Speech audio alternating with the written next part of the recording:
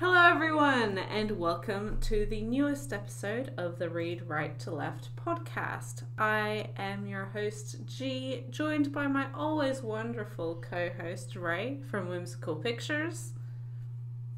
Hi guys. And for this month, for spooky season, we have finally decided to cover horror legend himself, Junji Ito. A creator who is very popular, very prolific, both in Japanese and in English, almost more so in English, I would argue, and talk about some of his various titles that are available in English, give our thoughts and our opinions, which might not be the most glowing, but thank you everyone who sent in your questions. And, yeah. And I think that, there's actually been some news that we should probably address up front.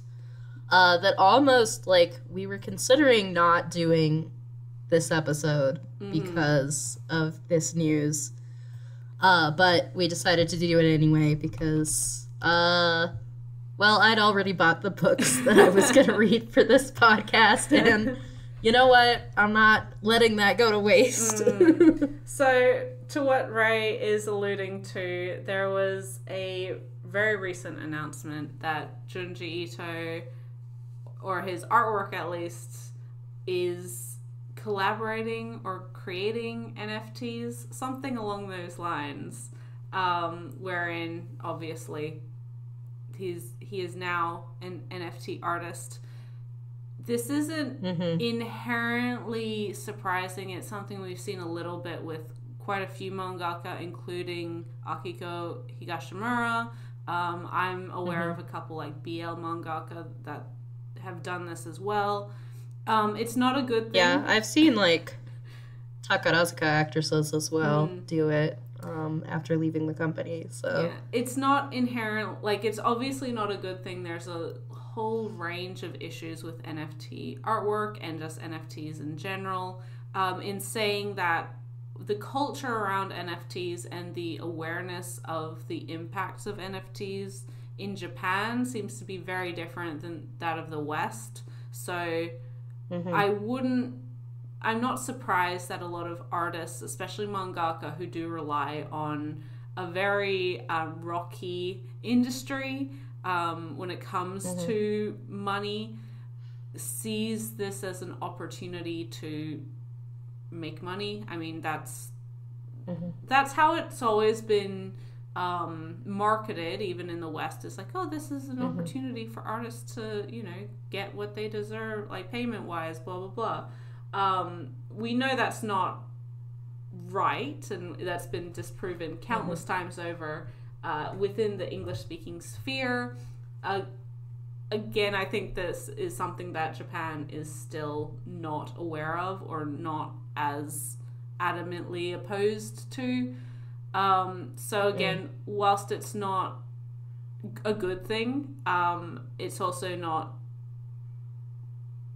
It's not inherently the same as if this was someone who is within the sphere of what NFT discussion has been over the last 2 years within American comic artists. Yeah, I would say there's not no criticism of NFTs or spreading of the negatives of them in Japan, but there's certainly been a lot less of the spread of that kind of awareness, that kind of information. So, yeah, I mean, cultural context is important to consider, but it's certainly going to make me hesitate to support his work in the future, I think. So, yes, we wanted to talk about this up front because it is something we are aware of, as Ray said, so much so that we actually considered changing the topic for this month. But it is a reality of what the kind of artist industry is right now, and has been for a little while. And I think there's still value in talking about a creator, especially such a popular and prolific creator, without having to like completely ostracize over something like this. And I mean, we make no we don't hide the fact that we're not like Junji Ito's most passionate fans. This isn't gonna be glowing praise necessarily. Exactly. So like we are already not like hugely devoted to them. This isn't a necessarily devastating shock to us. But if you are, and if you have been a major Ito fan for a long time, this is maybe something that does affect you more, something that you make your own decisions on. And I am interested to see how this interferes with his future works, or the amount of notoriety his upcoming English releases get. Although I do expect that, like with a lot of the Japanese mangaka that I've seen up until this point dabbling within the NFT space, that it will be pretty rapidly forgotten in a way that's different than what we've seen from Western comics creators and Western artists. I don't know. We'll have to see. Cross that bridge when we get there. Yep. But anyway, so that's that. Who is Junji Ito? He seems like a nice guy. Just fairly, insofar as like when you look at interviews and see him talk about his work, he's done a lot of stuff with Viz over the years. So much so that like people almost make the joke of the differentiation between Ito the man and then his comics. Well, he makes the joke himself. Exactly. He's a very your dad kind of figure, I feel like.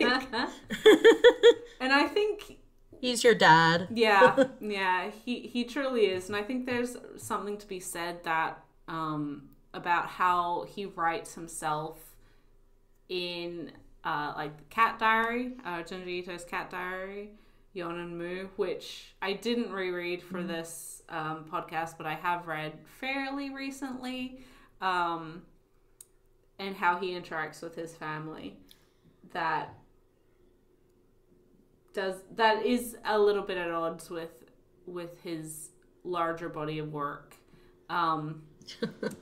But Junji Ito, very, very prominent horror mangaka, so much so that he's almost become synonymous with horror manga in the West. We've seen a little bit more diversification over the past couple of years, which is fantastic. Whether that's Umezu's works, whether that's Hideshi Hino's works, we've seen from Starfruit Books. We've seen a lot more of the... Everybody... make sure to pick up Cat-Eyed Boy when it comes back into print. Yes. That was a very exciting license rescue recently. Do it. I can only think that Drifting Classroom and Orochi have done very well for Viz, so that's a good thing. Thank you, Viz. But we've seen horror, kind of diversify outside of Ito a little bit over the last couple of years. In saying that, we have so much Ito in English. It's not even funny. So much. And in saying that, because of that fact, Ray and I are only human. We haven't read everything available in his catalog. No.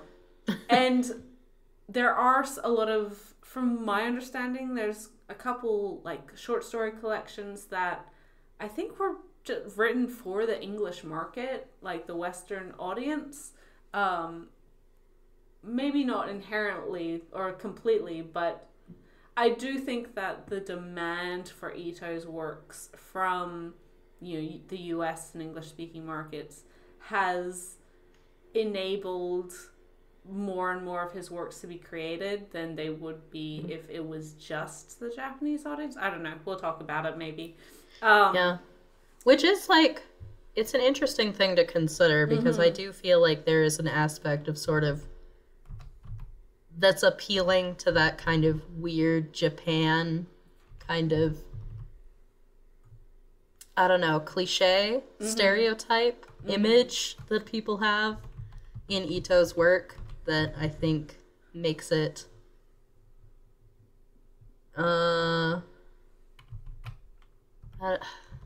appealing isn't quite the right word, but appealing to a Western audience, appealing to a, you know, Western weeb audience, in a way that's sort of also present in some other horror mangaka, particularly Umez, but like feels more intentional almost in Ito's work. A lot of his stuff is grotesque in a very goofy way that I think appeals to that sort of wacky Japan like aesthetic, if that makes sense. Yeah. Which you know, I don't really feel like putting a value judgment on that perception of Japan right now. I certainly think it's more problematic than not, but, you know, in terms of, like, marketing, I think there is a niche there for a Western market. Yeah.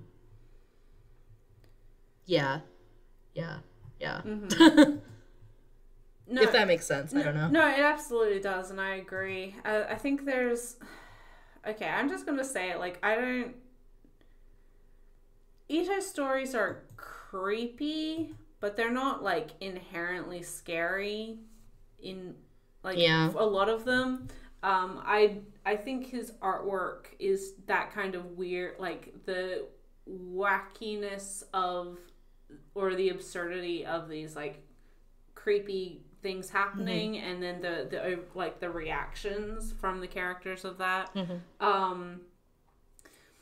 And Ito's a good artist. I'm not trying to downplay, like, he is very talented at what he does. I do think that when compared to a lot of the mangaka who he has said are like his inspirations, like the Umezes of this world, like the Hinos of this world, that some of it, and again, it might be just because there is so much Ito out there, and we'll talk a little bit about it as well, the repetitiveness. Like, there's only so many times you can tell the same story, that some of the punch of his creep factor isn't as effective as it would be otherwise. It was a question that kept coming up in my head while I was reading that I was like dying to ask you. Do you find his horror kind of basic? Yes. I do. Yeah. Yeah. I was like, maybe if I'd never read any horror in my life, I would find this scary, but it's like,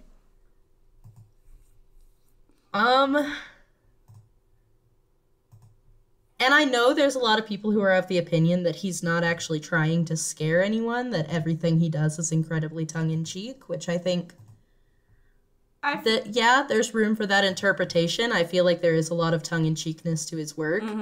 But I also hear, like, even more fans telling me constantly that, like, his stuff is the scariest stuff they've ever read. And I'm just like, okay. Okay. All right. Yeah. I mean, we've spoken about this previously in podcast episodes, namely our horror podcast one, about like how effective art can be, and like grossness and horror and this uneasiness, like how much that can stick with you. namely, like we spoke about it regarding Cat-Eyed Boy and a lot of Umeza's works. And yeah, we're big Umez stands on this podcast, but along with Ito, you know. Yeah, exactly. and so I don't want to say that there's nothing like that in Ito's work, because there definitely are like moments that jump out at you as like being incredibly creepy, and it uses the tension of the moment to build to, you know, whatever the reveal of the chapter is. But again, I feel like, especially for his longer works, there's only so many times that works. Like, it feels just like a little bit on being on repeat, and across works, right? I think he found great success with series like Tomie and Gyo and Uzumaki, and he's just been riding that high since. Which honestly, like, go for it, dude. You deserve that. But like, also, it's not bringing anything new or that captivating as a new reader, or as someone who's not like, who didn't experience Ito as their first horror. There's a lot of horror out there, and I can respect the guy, but I'm not a fan of his inherently. Because it just feels so samey. It's just boring to read. So talking about the repetition in his work and some titles that I know both of us read for this podcast, did you want to talk about Tomie or Gyo first? I think Tomie came out first. Was that his first series? Yeah. Tomie was his first serialized work, at least those first like couple chapters you can kind of tell from the artwork are more amateurish than the rest of the book, and certainly the rest of his work now, so you can kind of tell it's his first, but he's continued to come back to Tomie as a character and as a concept throughout the years, and the collection Tomie that we have in English comprises like decades of work with that character. So and you know, if it popped up as a chapter in like a magazine that I was reading, I would probably read a chapter and be like, that was creepy, and move on with my life. But marathon reading the whole thing was trek. It was exhausting. I'll say this, like, first of all, I the premise is fine. It's fairly solid, although, like, man, that escalation in that first chapter, I don't know what was going on with that class. Yeah. It was just like, okay. Also, like, this was one book where it's like, I didn't like the premise to begin with. Which is of this girl named Tomie who is immortal, and she basically exists to be the ruin of men, mostly. Yeah. She shows up in some dude's life, and he falls hopelessly in love with her stunning beauty. She manipulates him into being her love slave or whatever. Some sort of escalation occurs, and then he gets the increasing urge to chop her into pieces. But when Tomie gets chopped into pieces, every piece becomes a new Tomie. So we just get, like, stories where, like, a girl will get, like, Tomie's blood injected into her and turn into Tomie, or, like, Tomie gets chopped up and we suddenly have an army of Tomies unleashed upon the town. It's a lot of stuff like that.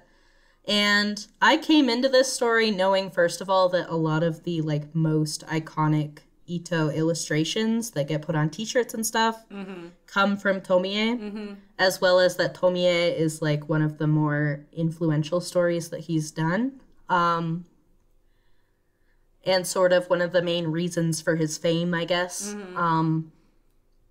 But also knowing that I did not like the premise, and I probably wasn't gonna like the book, because, gosh, have you heard a more just, like,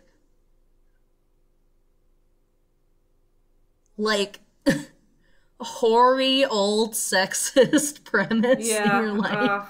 Like, it's so, oh no, this creepy girl is the ruin of men. The ruin of men and women. You know, she's just here to ruin all these down to earth normal girls. Yeah, just ruin these down to earth normal girls. She comes to ruin their lives with her beauty, because deep down, all girls are horrible, jealous bitches. Which certainly Tomie is. Yeah. Like, she's like, hold me, touch me, love me.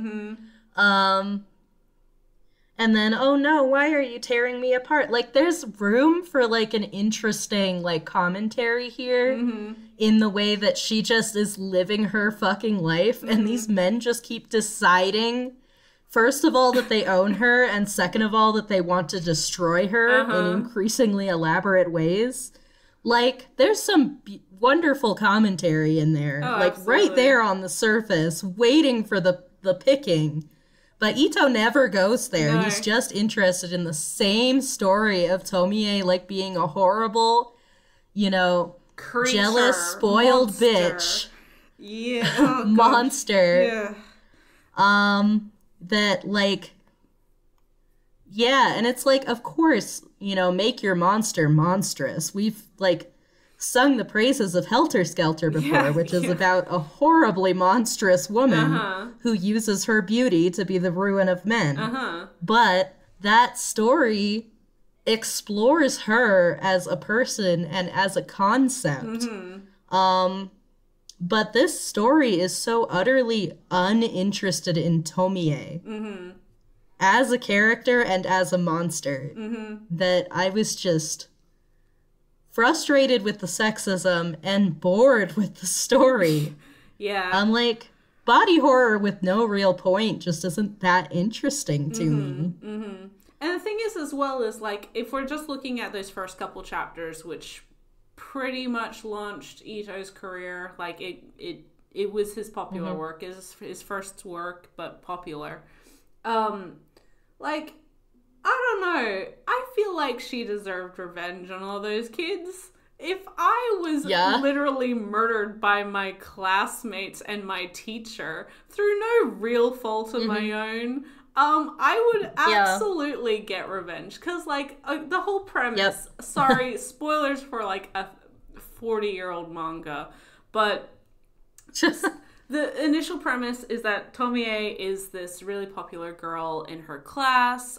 She has this really, like, loving boyfriend or whatever, but she's also boy crazy. So she's been having kind of an affair with the teacher. And so pretty much the first chapter opens up with her funeral. There's been this horrible thing where it's this mystery. She was chopped up and all of the pieces of her have been scattered around, and so the whole class is going to the funeral. We find out over the course of the chapter that it was actually the class who did that to her after just, like, the stupid decisions being made all around. Tomie was cuddling up to the teacher on a field trip. The boyfriend got really upset, smacked her. She got upset and fell to a near fatal or fatal accident. She fell off a cliff or something.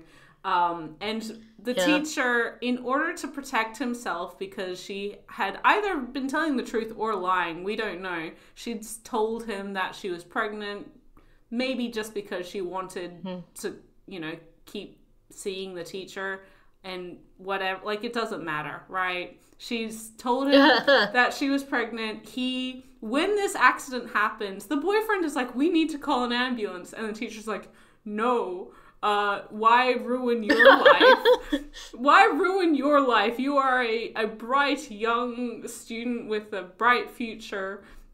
We will all, as a class, because we're all culpable, we all saw this, we're going to cut her up and everyone takes a piece, and then so we're all in this together. Which is just the stupidest idea. Like, I don't know. And then that teacher keeps coming back, and I never understood why. I know. He kept coming back. Well, it's because he's just infatuated and mesmerized. Yeah, he's obsessed with Tomie, and he wants to figure out how to make more of her. Yeah. But it's like, dude, you were trying to get rid of her. Again?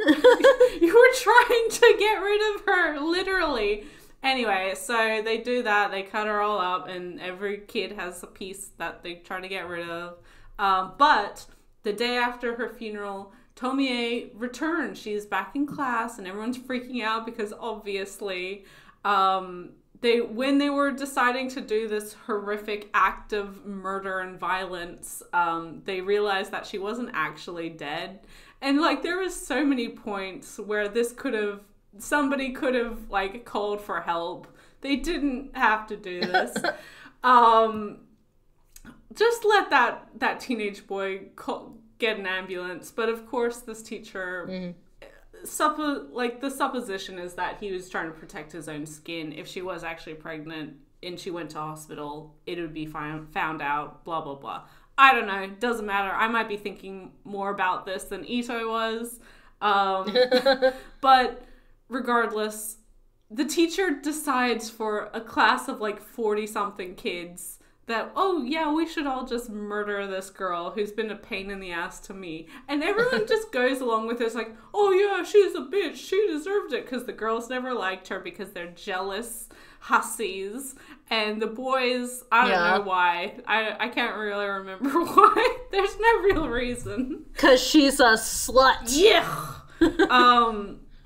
So, anyway, she comes back, and everyone's like, oh, I mean, they're obviously freaked out because they're like, well, what? And then they're like, well, maybe it was just a mass hallucination. That she couldn't, this is fine. And then she, as previously mentioned, she basically, like, entrances the boys of her school, and causes terror amongst the whole class, by either driving them insane or pretty much driving them insane. I don't think anyone dies, although a lot of people commit suicide from being driven insane.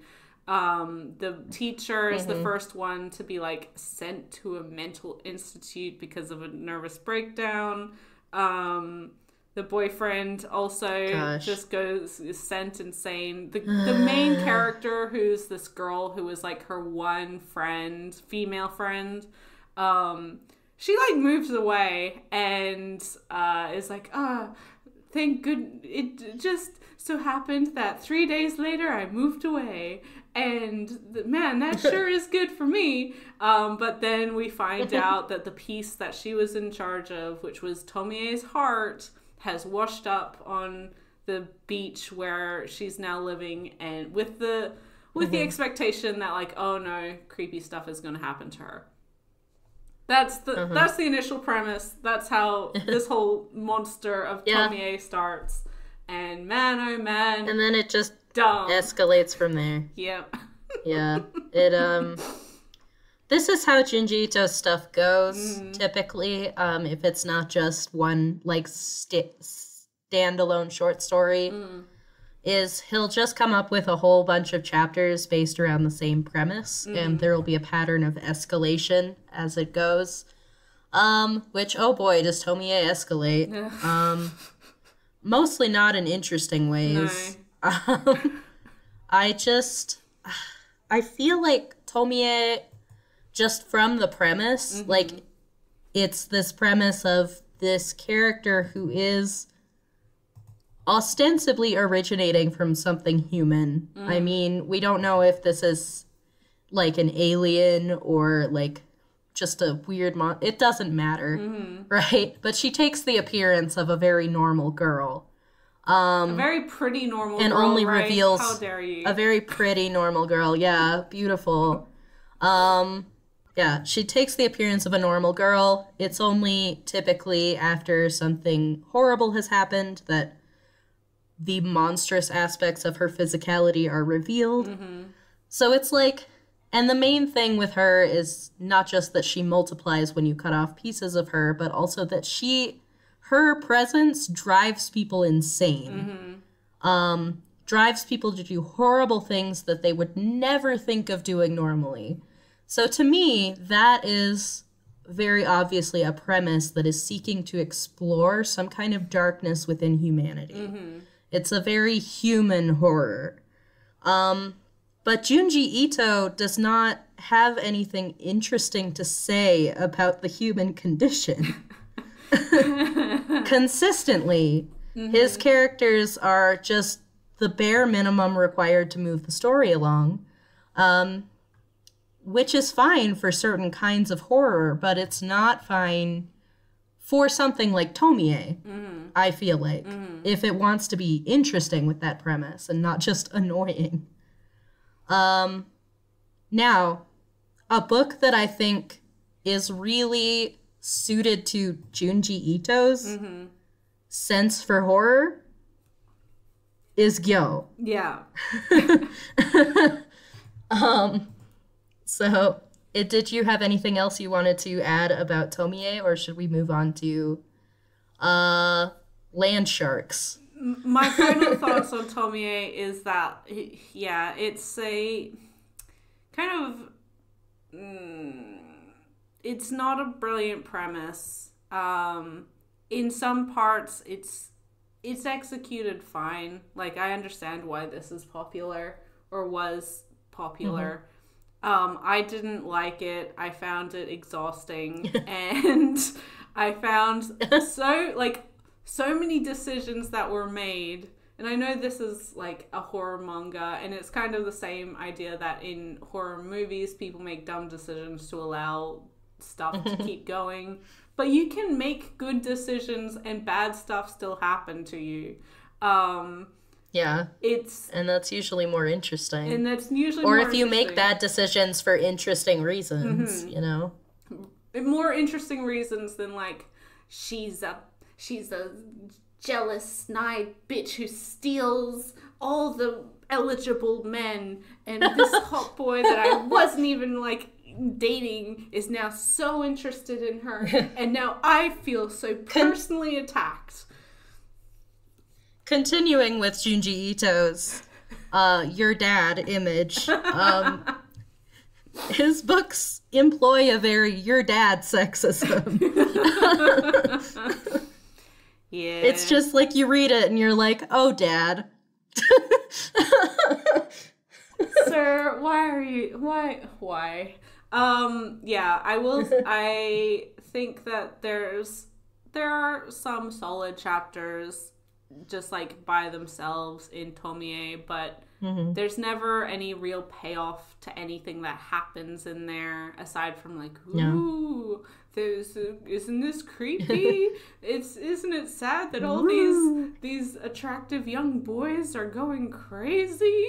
Ooh, and like, no, it's not interesting or fun. Or I can understand why, like, there's certain imagery, especially that like one monster, which is just a girl who's just like a bunch of Tomie's faces, like this weird, creepy monster. Yeah. Like, I understand why that's gotten such notoriety and why people really attach themselves to those images.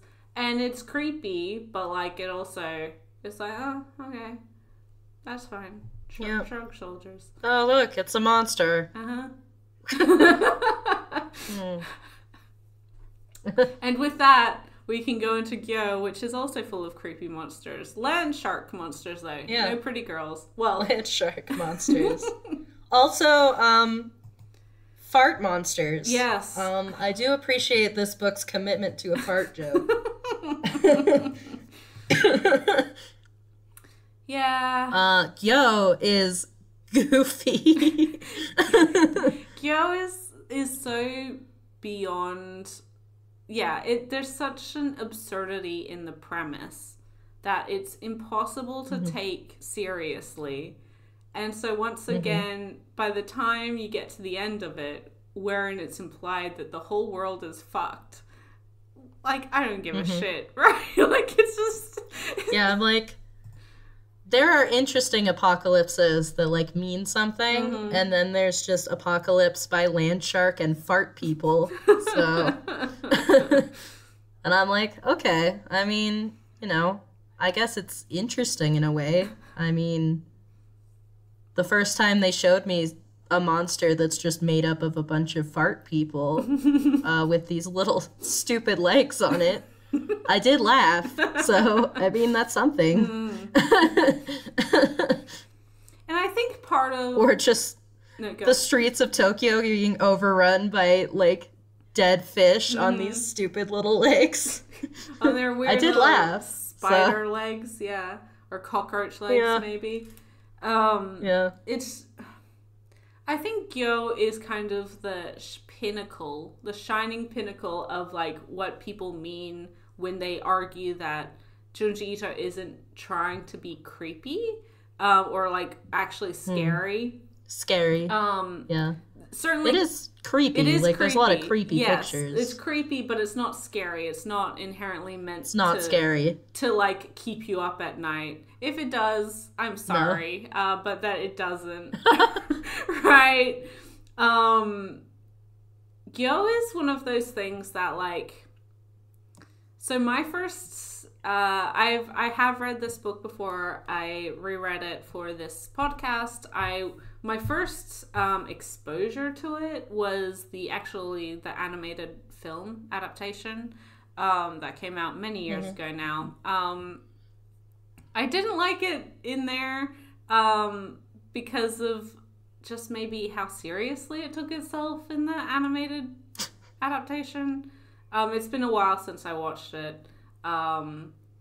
Yeah, this is like Sharknado levels of just intentionally stupid horror. Yes, yeah. So it's like when you read it, you can like I think that the way to enjoy it or appreciate it is like knowing it's dumb and just like rolling with it because it's silly and it's creepy and you know you get to see a bunch of fart monsters and land sharks.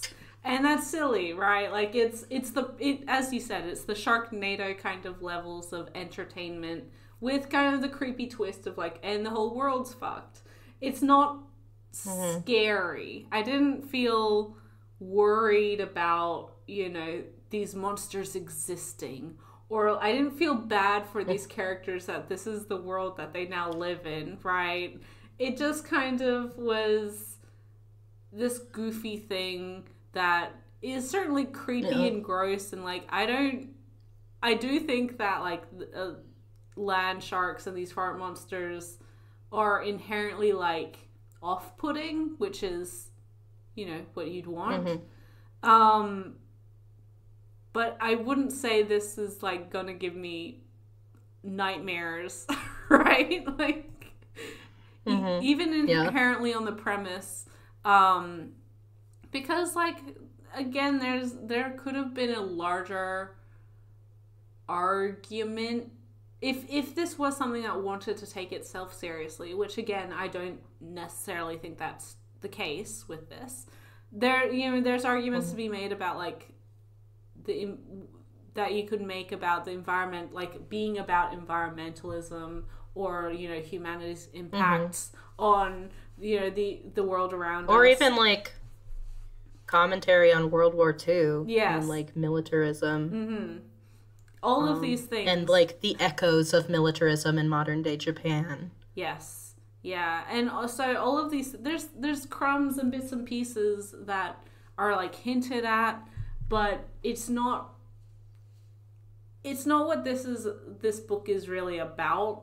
And I don't really know whether or not Ito intentionally like wants to explore those things, or if he's just gotten so used to being in a specific type of storytelling that he just does whatever. Like, you know, it's I don't know the intentionality of the themes of his works because I haven't really noticed any payoff for themes introduced.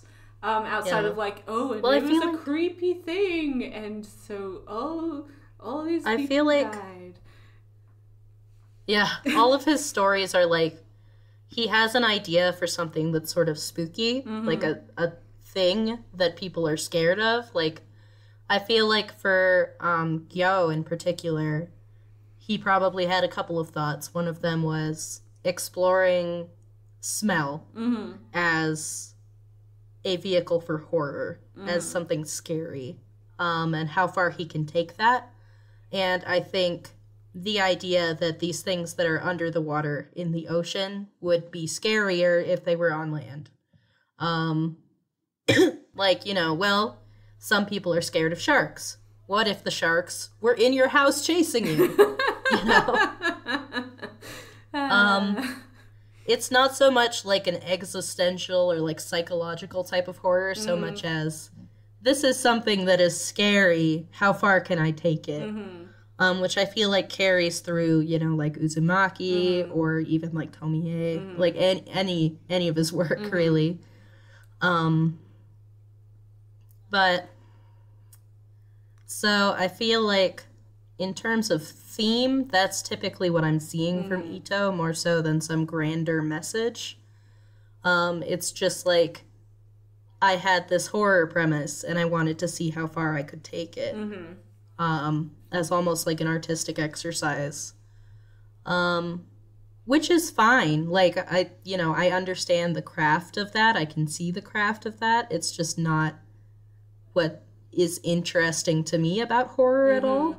So, and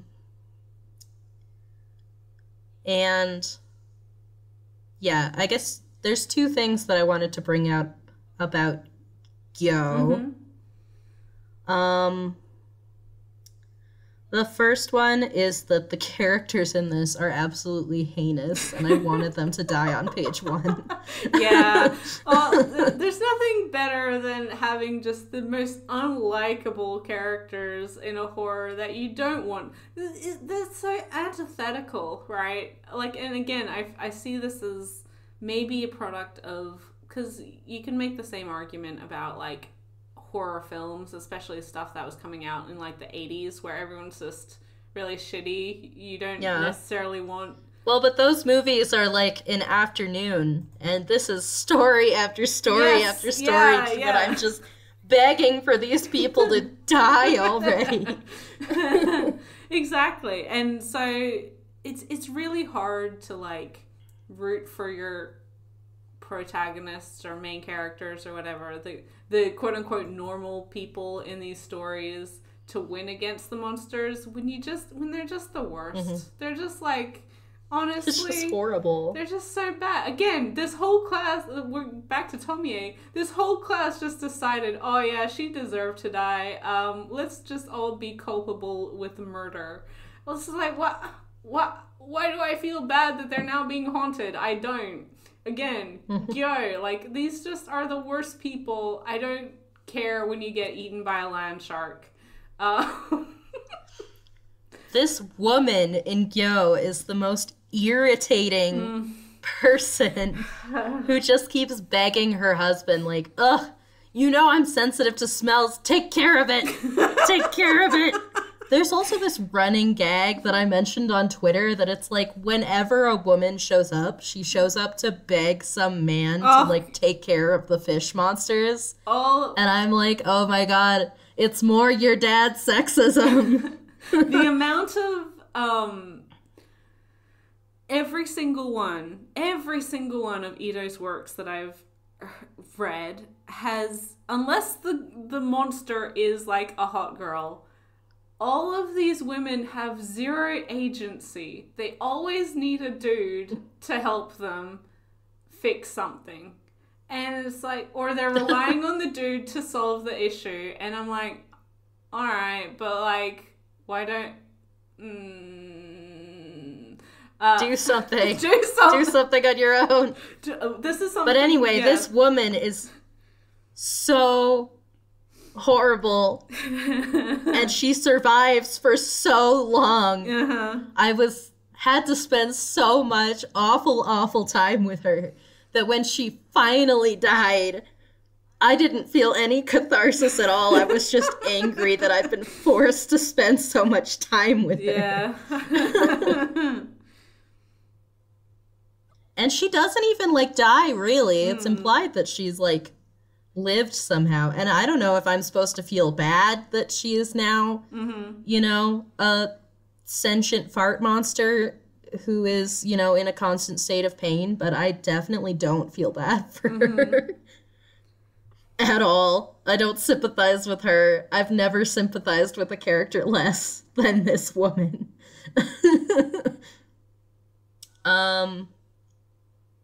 And the other thing I wanted to bring up with regards to Gyo is that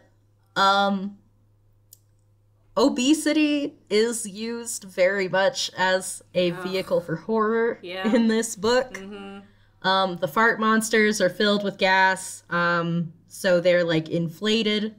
And the fact that they are fat and covered in rolls and covered in boils is used very much to be scary. Like, their appearance is meant to be inherently scary and frightening and inhuman. But at the end of the day, apart from the tubes sticking out of their orifices, because they're fart monsters, you see, they're just fat people. Yeah. With, like, bad skin. And I'm like, that's not scary. Like, I guess it's scary that you think fat people are that scary, but, you know.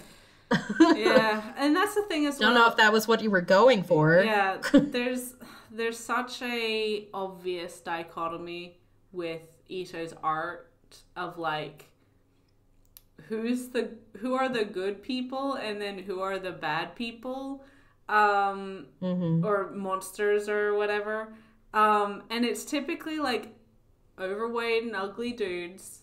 There is one love sickness is maybe the bucker of this trend, and then, like, super pretty girls, and you're like, all right, well, I feel like there's some deeper meaning behind all of this. And it's just, like, I'm seeing a lot of, like, because his horror is so, like, I don't want to psychoanalyze the dude. Like, he seems nice. Yeah. You know, he seems nice enough, whatever.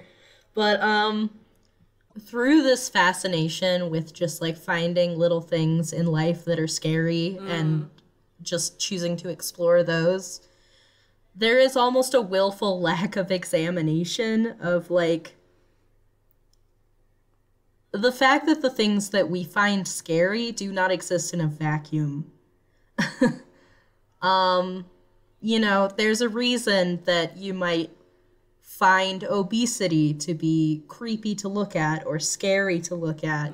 There's a reason that you might find the idea of a woman using her wiles to control men to be scary or creepy.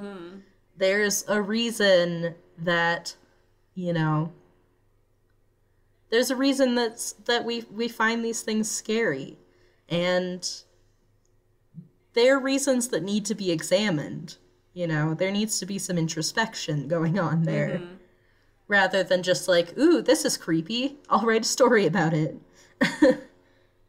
Yeah, it's also really lazy, and again, it kind of plays into this repetitiveness of his works, and I don't just mean within a single book. I mean across all of his works that I've read, at least. You know, and the dude's found something that works for him. That's great, fantastic. It feels very dated, in a way that isn't, I don't want to say isn't acceptable for 2022, but, like, we've had so much evolution in society, but even just in horror, right? Like, it's not like the 80s was this bastion of sexism and whatever in the horror genre. I mean, there certainly was issues, but, like, honestly, horror when we look at films, when we look at manga, when we look at whatever, any sort of media, has really been at the forefront of, like, being pretty chill and cool and accepting of people and, you know, rubbing up against the norm. That seeing things like, oh, these young women who are just ruining society with how hot they are, just really doesn't feel like it belongs in, you know, in this collective consciousness of what, like, horror should be, right? At the very least, it's like, in this year of our Lord 2022, it just does feel very tiring. You know? In our opinion. Yeah. And yeah. Gyo I did do better with than Tomie, just because it didn't feel like it was trying to scare me. And I did laugh a couple times, so that's good, I guess. But again, it was mostly irritating. Was the main feeling I walked away from that one with. Yeah. Now, I think you said you only read half of this one. But I did read the whole thing. But I did want to bring up Uzumaki, which is sort of another really huge work for Junji Ito. Something that put him on the map. Of course, I'm sure you've seen some of the images from this, particularly the one of the girl with her eyeball, like, you know, like her whole half of her head, like, caved in this spiral, and she's got her eyeball, like, sitting inside of it. The amount of photographs I've seen of people with that tattoo is a lot. It's a lot. I was expecting it to have more impact when I got to that chapter, but I was like, there it is. There's the picture. Yeah. Seen that before. Hey, I know what that is. Anyway, I did read all of Uzumaki, and I will say that I think it's either this one or another one is my favorite thing that I read. This, I think, out of all the ones that I read that are this type of book where it's like interconnected, sort of chronological short stories, basically, around a particular premise that escalates that premise over time. The premise here is spirals. It's a town that has been taken over by the spiral, which, I guess I won't give away, like, why it's being taken over by the spiral. It's not, like, you can probably guess, like, but it doesn't matter. But, basically each chapter explores a different aspect of spirals as this vehicle for horror, and as it goes, it gets more and more sort of intricate and escalates more and more. I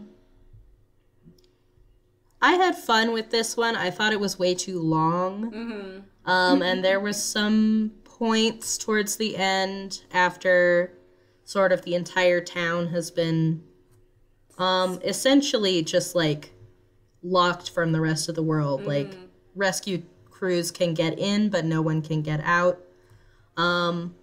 Because what does a spiral do? It draws you towards the center. Once it got to that, where it's like people can blow, when they blow air or talk too loudly, it creates a tornado. Where it was, like, a little too stupid for me. But then by the end, when it's, like, people started, like, manically trying to... They found these safe houses periodically throughout the town, and they're sort of manically trying to build extensions to those safe houses so that more people can fit. And that kind of got me back into it a little bit. I'm claustrophobic myself, so, like, horror that deals with claustrophobia or, like, being in extremely close quarters with a lot of people tends to be effective for me. So, I guess I enjoyed that. It didn't really scare me so much as it was just like, that's creepy. But, yeah, and I think that the thing that carried me through this one is, first of all, there's just a greater proportion of strong chapters here. Yeah. Where the spirals do generally work as an interesting premise that is, you know, carries a chapter decently. But more so than anything, this is the only, like, book that I read where I didn't, like, abjectly hate the main characters. Yeah. It's two main characters. There's a girl who's just very normal. She's got very last girl energy, final girl energy. Yeah. So, you know, it's easy to root for that kind of character because it's like, you know, she doesn't do bad things. She just kind of is normal, right? She's an every girl. And then there's the guy who I actually remember his name is Shuichi. And I remember him because he's just Junji Ito. He's Junji Ito, but a high schooler. And he's the first his father is the first victim of the spiral. And I found his character entertaining because he's sort of the voice of reason and the straight man throughout the thing that the main girl keeps going to for advice. But I thought he was funny because, like, he's meant to be this sort of voice of reason, but everything that's happening is so insane that he just turns into this bizarre, like, loner, like, conspiracy theorist who just, like, crouches in a dark corner of his house for his whole life. And it's just really funny that the main character continues to date him even after that's all he does. And it's like, yeah, I mean, same. Probably in this situation, that's probably, that's the way to be, I think. But, so, yeah, I mean, I had a reasonably good time with Uzumaki. And it does have a payoff at the end where it explains to you why this all has been happening, which Gyo kind of gives you, and Tomie does not even a little bit. So I appreciated the closure there. Yeah, I want to clarify that the reason I didn't finish this book not because I didn't like it. I agree with you, Ray, that it's probably the strongest of his books, especially of this type. I just didn't finish it just because I ran out of time. I wasn't very well last week, so I didn't end up having We've the both time. been ill. This time of year, I don't know, change of seasons. It seems there's always something going around.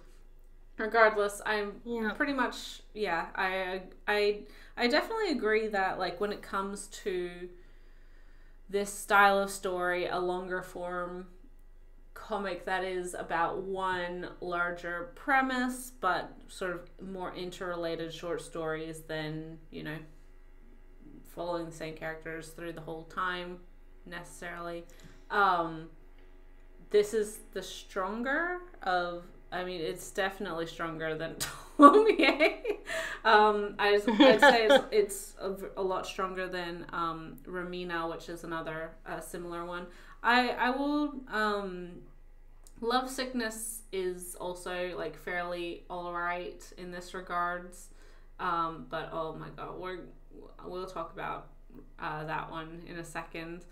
I mean, there's a reason that Uzumaki is, even more than Tomie, I think, like, the standout popular Ito title that, like, most people agree is probably his best. It's regarded as one of his best works, and I would argue the reason why he is so popular, right? Like, he, again, not to, I don't want to downplay Ito's achievements. He's certainly, carved himself a niche and found great success, and I think that's fantastic. I wish that more of his work was like Uzumaki, right? Not inherently like in the structure, because they're all like Uzumaki, but in kind of exploring the premise a bit more than just like, ooh, isn't this creepy? Ooh, or at least like cut a bit of the chaff that a lot of his longer titles become. Because you need to fill a whole book with this premise that is really just an idea for like 1 or 2 short stories, and instead you get 12. So I think a good follow-up to that, one that I read this month or in preparation for this podcast was Remina, which is a longer story. It's not a collection of short stories. It's, well, I mean, insofar as like how any of these books are, about a near future wherein this new planet has been discovered. It traveled through a wormhole and is now like within our solar system. The scientists who discovered this, or who theorized it and then discovered this, names the planet Remina after his only daughter, who's this, beautiful young girl. He did this because when this planet arrived, it was on her 16th birthday. It's also 16 light years away from Earth, so, Plus, obviously, it's his choice to name this planet. He names it Remina. Has this big press conference, blah, blah, blah, wherein Remina is there. So, when he makes this announcement, everyone's like, oh, she's so beautiful, this is amazing, blah, blah, blah. And then they slowly notice that Remina, the planet, is getting closer and closer and closer to Earth. Oh no. Oh no. In the interim, Remina herself has, despite kind of fighting against it for a little while, she has decided to join, like, as a kind of a minor celebrity. I think she's a model or something. So she has this entertainment career now. She has this, her agent who was the one who convinced her to, start modeling or whatever it is that she does. With the idea of like, oh, well, you're already like so popular and in the news anyway, might as well like capitalize on that. Build yourself a career. She becomes a future influencer pretty much. And, has a lot of people who love her. Topical. Yeah, she's very popular. She has her own fan club, blah, blah, blah, blah, blah. Anyway, this planet is moving closer, and they're noticing that all the planets that in the way between Remina and its journey to Earth are being destroyed, are being consumed by this planet. So, Pluto's gone, Saturn's gone, all of these planets are slowly being, destroyed. Not slowly, they're being destroyed as this planet gets closer and closer, and so humanity freaks out. We only have a month to live, before the world is destroyed. Because of this, people start to blame this scientist and his daughter as the cause. That the reason this planet is getting closer is because they are somehow attracting this creepy planet from another dimension to the world.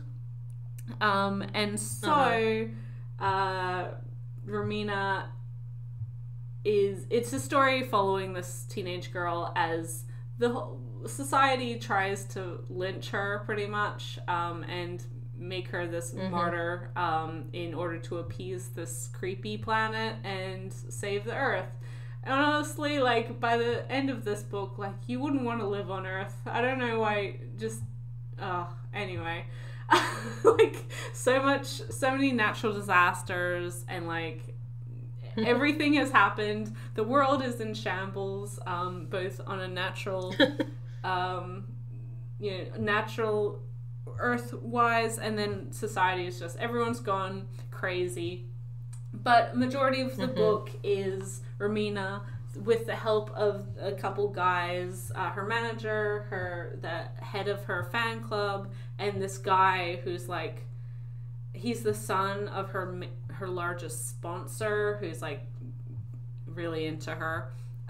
They're all trying to help her escape this crazy mob of people who are trying to catch her and murder her, the same way that they did her father. So she's on the run. She's so she doesn't.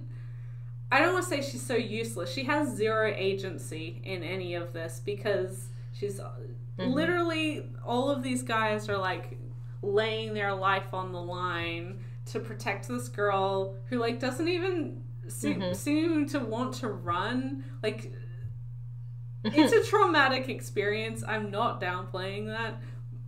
At some point she does get captured by this angry mob, and she sees her father crucified, and they also string her up on a cross in preparation to burn them to death or something. I don't know. To torture and murder them and whatever.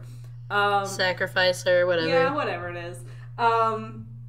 And so they string her up, they put her on this cross, along with her father, and all she's doing is like crying and screaming for her father, and also her manager, because she loves him, right? Like, he's just the person she's in love with. Oh boy. Yeah, I don't remember if at this point he had been killed by the mob. I think maybe, and that's like what she's given up, right? Like, the one man she loves, the two men that she loves, her father and her manager, are both like dying or dead. So she's just given up. I'm like, well, all right, I guess. All right. And so she's freaking out and screaming and crying, and then they notice that the planet is like slowing down. It's not it's not gonna hit Earth the same way, like at the same velocity that it had already consumed all these other planets. And then, but the world government, I don't know, some government has launched all of these nuclear, like, warhead, all of these rockets to try and destroy the planet before it destroys Earth.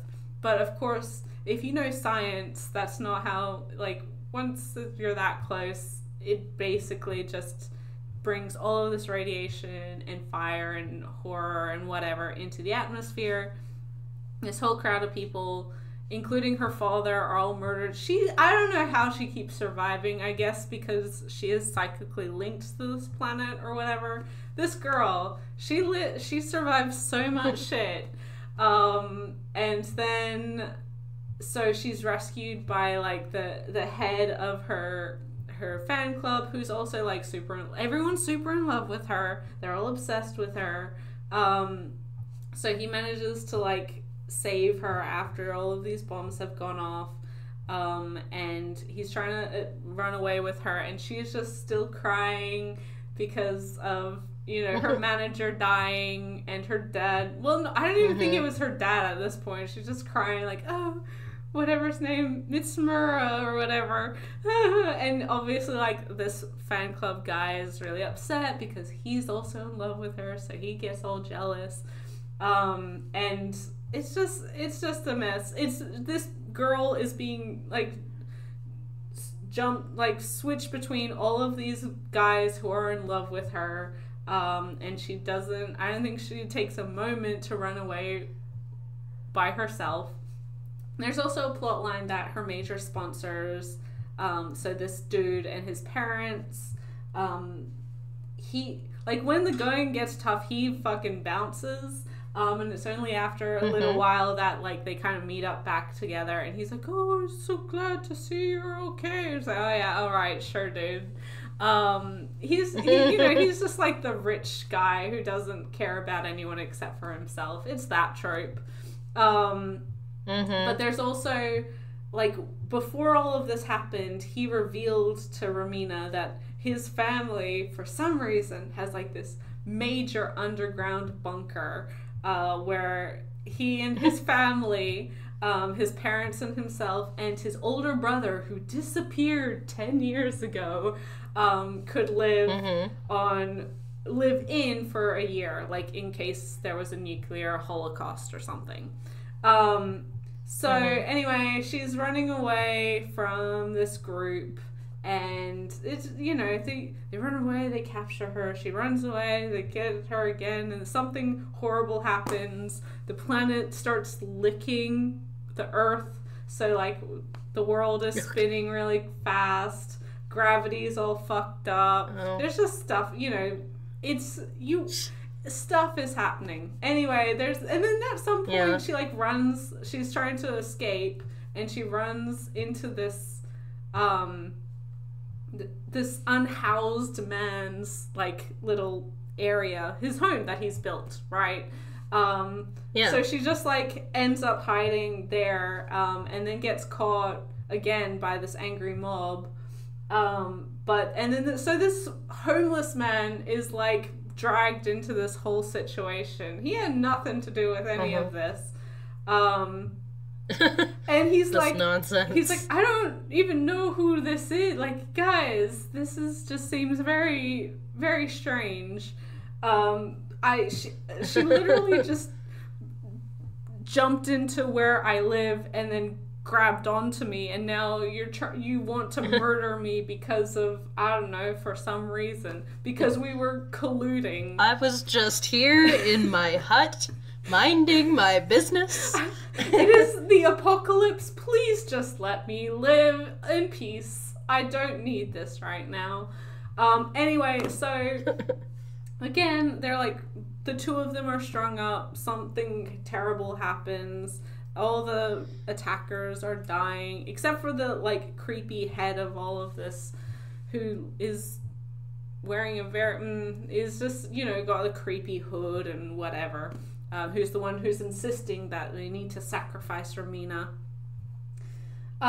Anyway, so the last half of the story is this unhoused man trying to save Remina's butt, and again, she's just totally useless. She just cries, and we're like, she doesn't even walk. Like, she won't move. He has to carry her half the time. I'm like, oh my god, girl, what are you?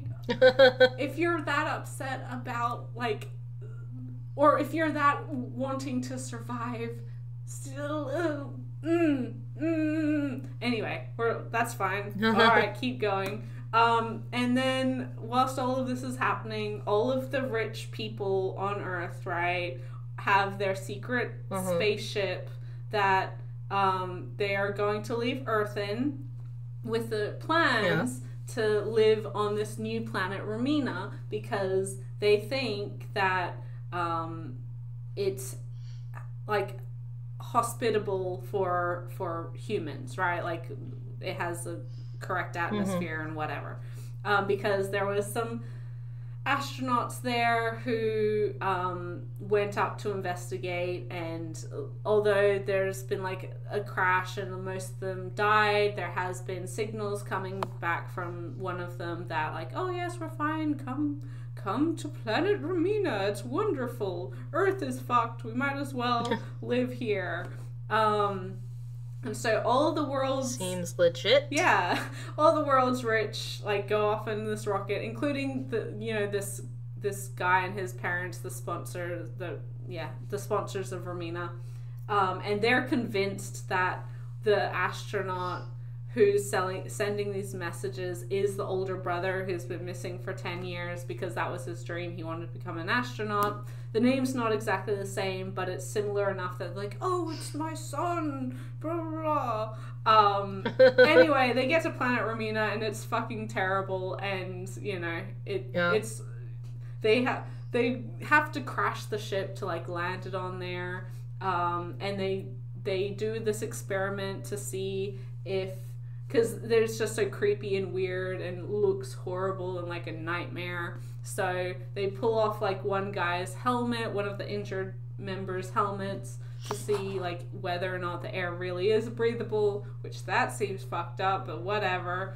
And then he like melts. That's fine. He melts and they're like, oh shit, we're on a planet that's just like, the worst. So all of the world's rich people are stuck on this nightmare planet, which honestly, good for them. And yeah, good, to be honest. I don't feel bad for them. That's fine. And then, meanwhile, Remina and this homeless man are escaping this massive mob of people. The planet Remina is like about to destroy the earth. It's about to eat it. And then Remina and this man and a couple other like young people that they find along the way who are just, I don't know, young people, survivors who aren't trying to murder this teenage girl. They end up running to the underground bunker from this rich family, and it's revealed that this unhoused man is actually the older brother of, you know,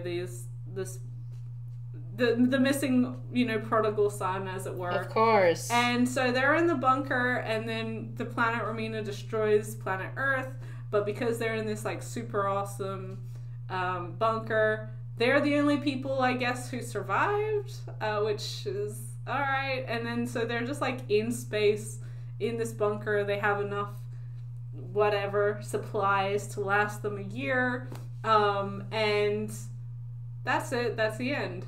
You know, alright. With like, okay. That's like, alright, well, I mean, if they die, then that's the end of the human race, and that's fine. Oh, it's also revealed that like the leader of this angry mob, or at least the leader for most of it, is the shunned, you know, number one president of Remina's fan club, who is just so heartbroken that she's like infatuated with this other dude, and so, you know, that's all fine. Well, I was gonna say, like, from your description, this book seems weirdly okay with this variety of like otaku men just like declaring ownership in various ways over this girl. There's so much of that. And, you know, obviously, like, the guy, her manager, who is, like, the guy that she's in love with, he's the most normal and, you know, also the most handsome, because you can't be a good person if you're not also, you know, generically attractive. But also, he has an apartment and a car, and she's only 17. This is not a relationship that has good juju around it. But, you know, they both love each other. He's dead now, so it doesn't matter. It was very... Poor adult man preying on his employee. His teenaged minor employee. Yeah. His teenaged employee. Yeah. I'm like, I don't care. Like, I mean, this dude, again, because he's a good guy, like, he's one of the good people in this story. He's not a bad dude, but, like, at the same time, he should not be, like, I don't know, 24 with an apartment and a car, and also her employer, or at least, like, her... I was gonna say, like, I don't really care if Junji Ito thinks he's a good person. I don't think I necessarily agree. Exactly. Like, if this was the setup where it was, like, one of her classmates who was super supportive, or, like, got her into... Yeah. Like, that would be fine. Or a dude maybe, like, a year or so older, but was still a teenager. That's fine. That's not that weird. But it's, like, literally her adult manager who is in charge of all of her scheduling and her employment and who's the one who convinced her, like, to become an entertainer as it is. And that's, like, the whole premise. It's like, I will protect, like, I have to protect you because I'm the one who got you into this mess. And I'm just like, oh my god. Just weird vibes all around here, dude. I don't know.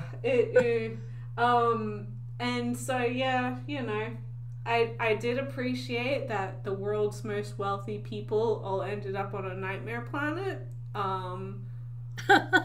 But, you know, it was just kind of, one, it was really repetitive. There's only so much I can read of this teenage girl screaming for her dad and the adult man who is preying on her, whilst running for her life. Although she's not the one running, she's being looked after by all the other men around her.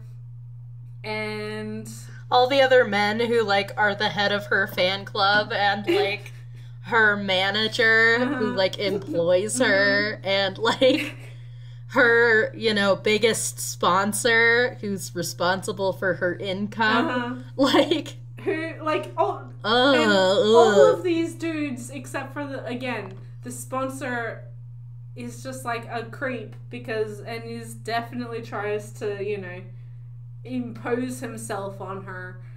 And it's just like, okay, you have all of these predatory dudes, and, like, you recognize that most of them are predatory. You don't recognize the one that's hot as being predatory, which is very disconcerting. And then, and then she just, like, she's in space in this bunker, right, with being, like, one of the last 5 people on Earth, or full stop, to be able to survive, right? And she's just like, she's just still sad. She's just still sad about her manager being dead. And I'm like, well, all right. I feel like this poor homeless man who has literally saved her from, like, everything, and also has brought it upon himself to look after her and a bunch of other strangers, because they're all strangers. He just happened to help the people who weren't immediately trying to murder them, and himself as well. And I'm just like, man, I feel like you'd have a better time if she wasn't in your bunker for the next year. Because I don't think she'll be very grateful for this whole situation. And her share of food could probably help, you know, the other 2 young people and the 2 children that are in this bunker with you. Eat her, eat her, eat her, eat her. Ray jumping straight to the cannibalism. I like it. Well, you know, the implication they're going for is that it's okay, he got rewarded in the end because he gets to have the sex. Yeah. Well, yeah. Although he's, like, 10 years older than the sponsor dude, who's probably, like, he's probably her age or a couple years older. So he is a full, like, again. But they're the last man and woman. They have to repopulate humanity. Yeah, yeah, I know. It's just weird. Like, it's just so.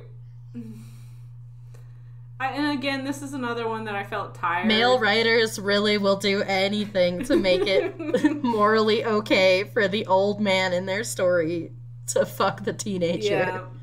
I just was so tired. And again, this could have been a single chapter short story of, like, yo, there's a creepy planet and maybe it's connected to this teenage girl, and that causes, like, all of, you know, mob mentality and people are, you know, trying to chase her down. 1 chapter, that's fine. I can go for that. Maybe 2 chapters to include all of the world's wealthy going to this nightmare planet. That's a fine premise. I'm okay with that. 12 chapters? No. No! There's 400 pages to slog through, and man, it was a slog.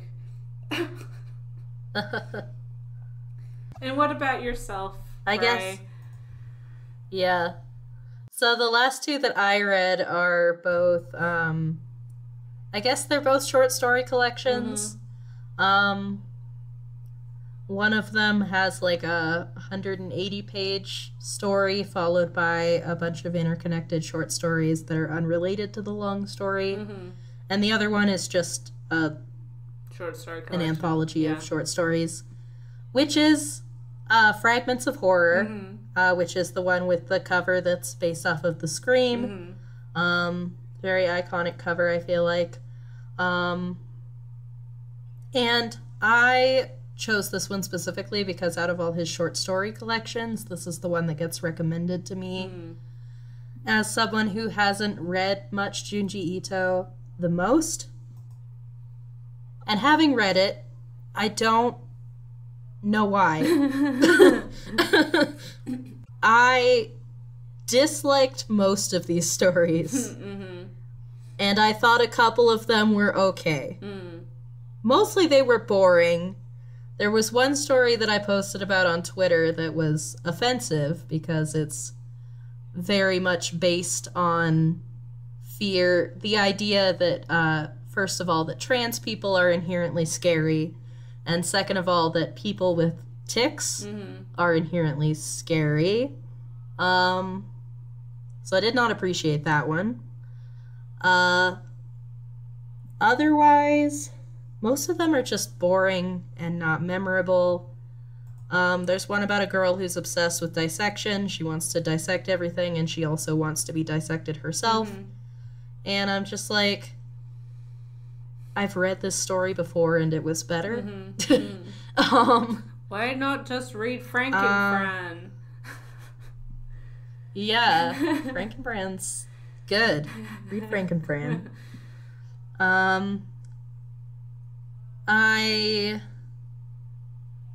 Let's see. Most of them are just boring. I did like Tomio Red Turtleneck, which is the cover story. It's also, if you follow, I don't know if they still have this profile picture. I guess I haven't checked recently, but Minovsky on Twitter has always had this story as their profile picture. And it's this dude who looks... Yeah. I do not think that is currently their profile picture, but it was for a very, very long time. Yeah. So it's, the image of this dude just, like, looking absolutely haunted, clutching his head with both of his hands. And I kind of liked this one. It didn't really overstay its welcome. It was creepy,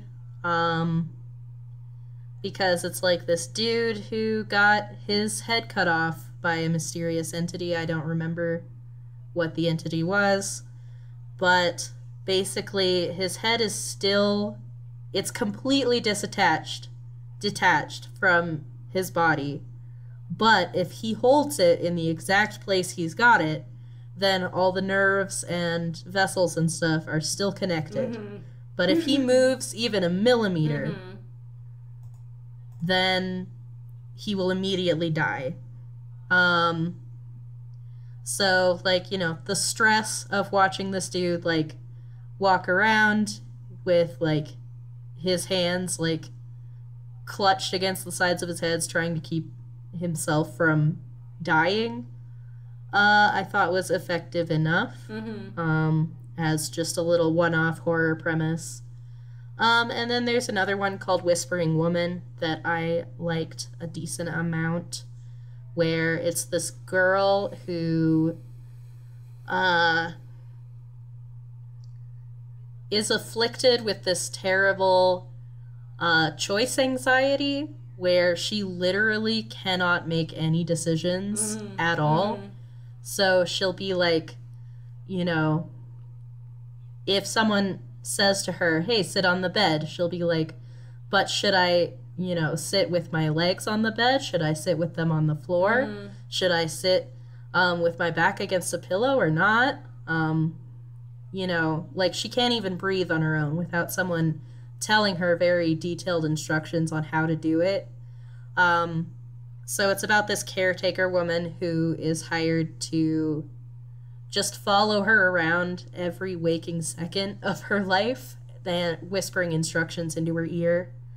And the daunting effects that this ultimately has on her. And there's kind of a fun twist right at the end that I enjoyed well enough.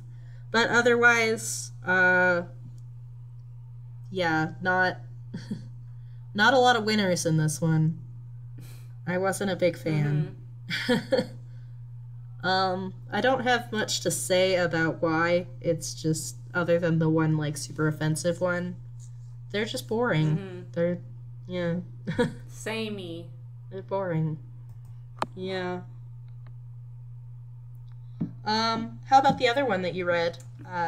Love Sickness? Yeah, so the other one I read was Love Sickness. This is, again, I would liken it probably more like Tomie and Uzumaki in being interconnected short stories. It does have a single, I guess, protagonist.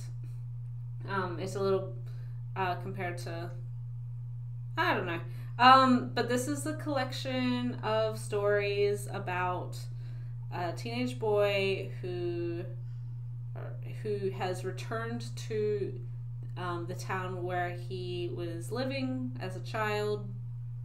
And it's this creepy town that gets super foggy, and all of the residents are really into this thing called crosswalk or crossroads fortunes or something, wherein when it gets really foggy, you stand at the crosswalk, and the first person who comes past, you ask for them to tell your fortune, right? So it's really popular. It's especially really popular with all the girls, like in the middle school that he goes to.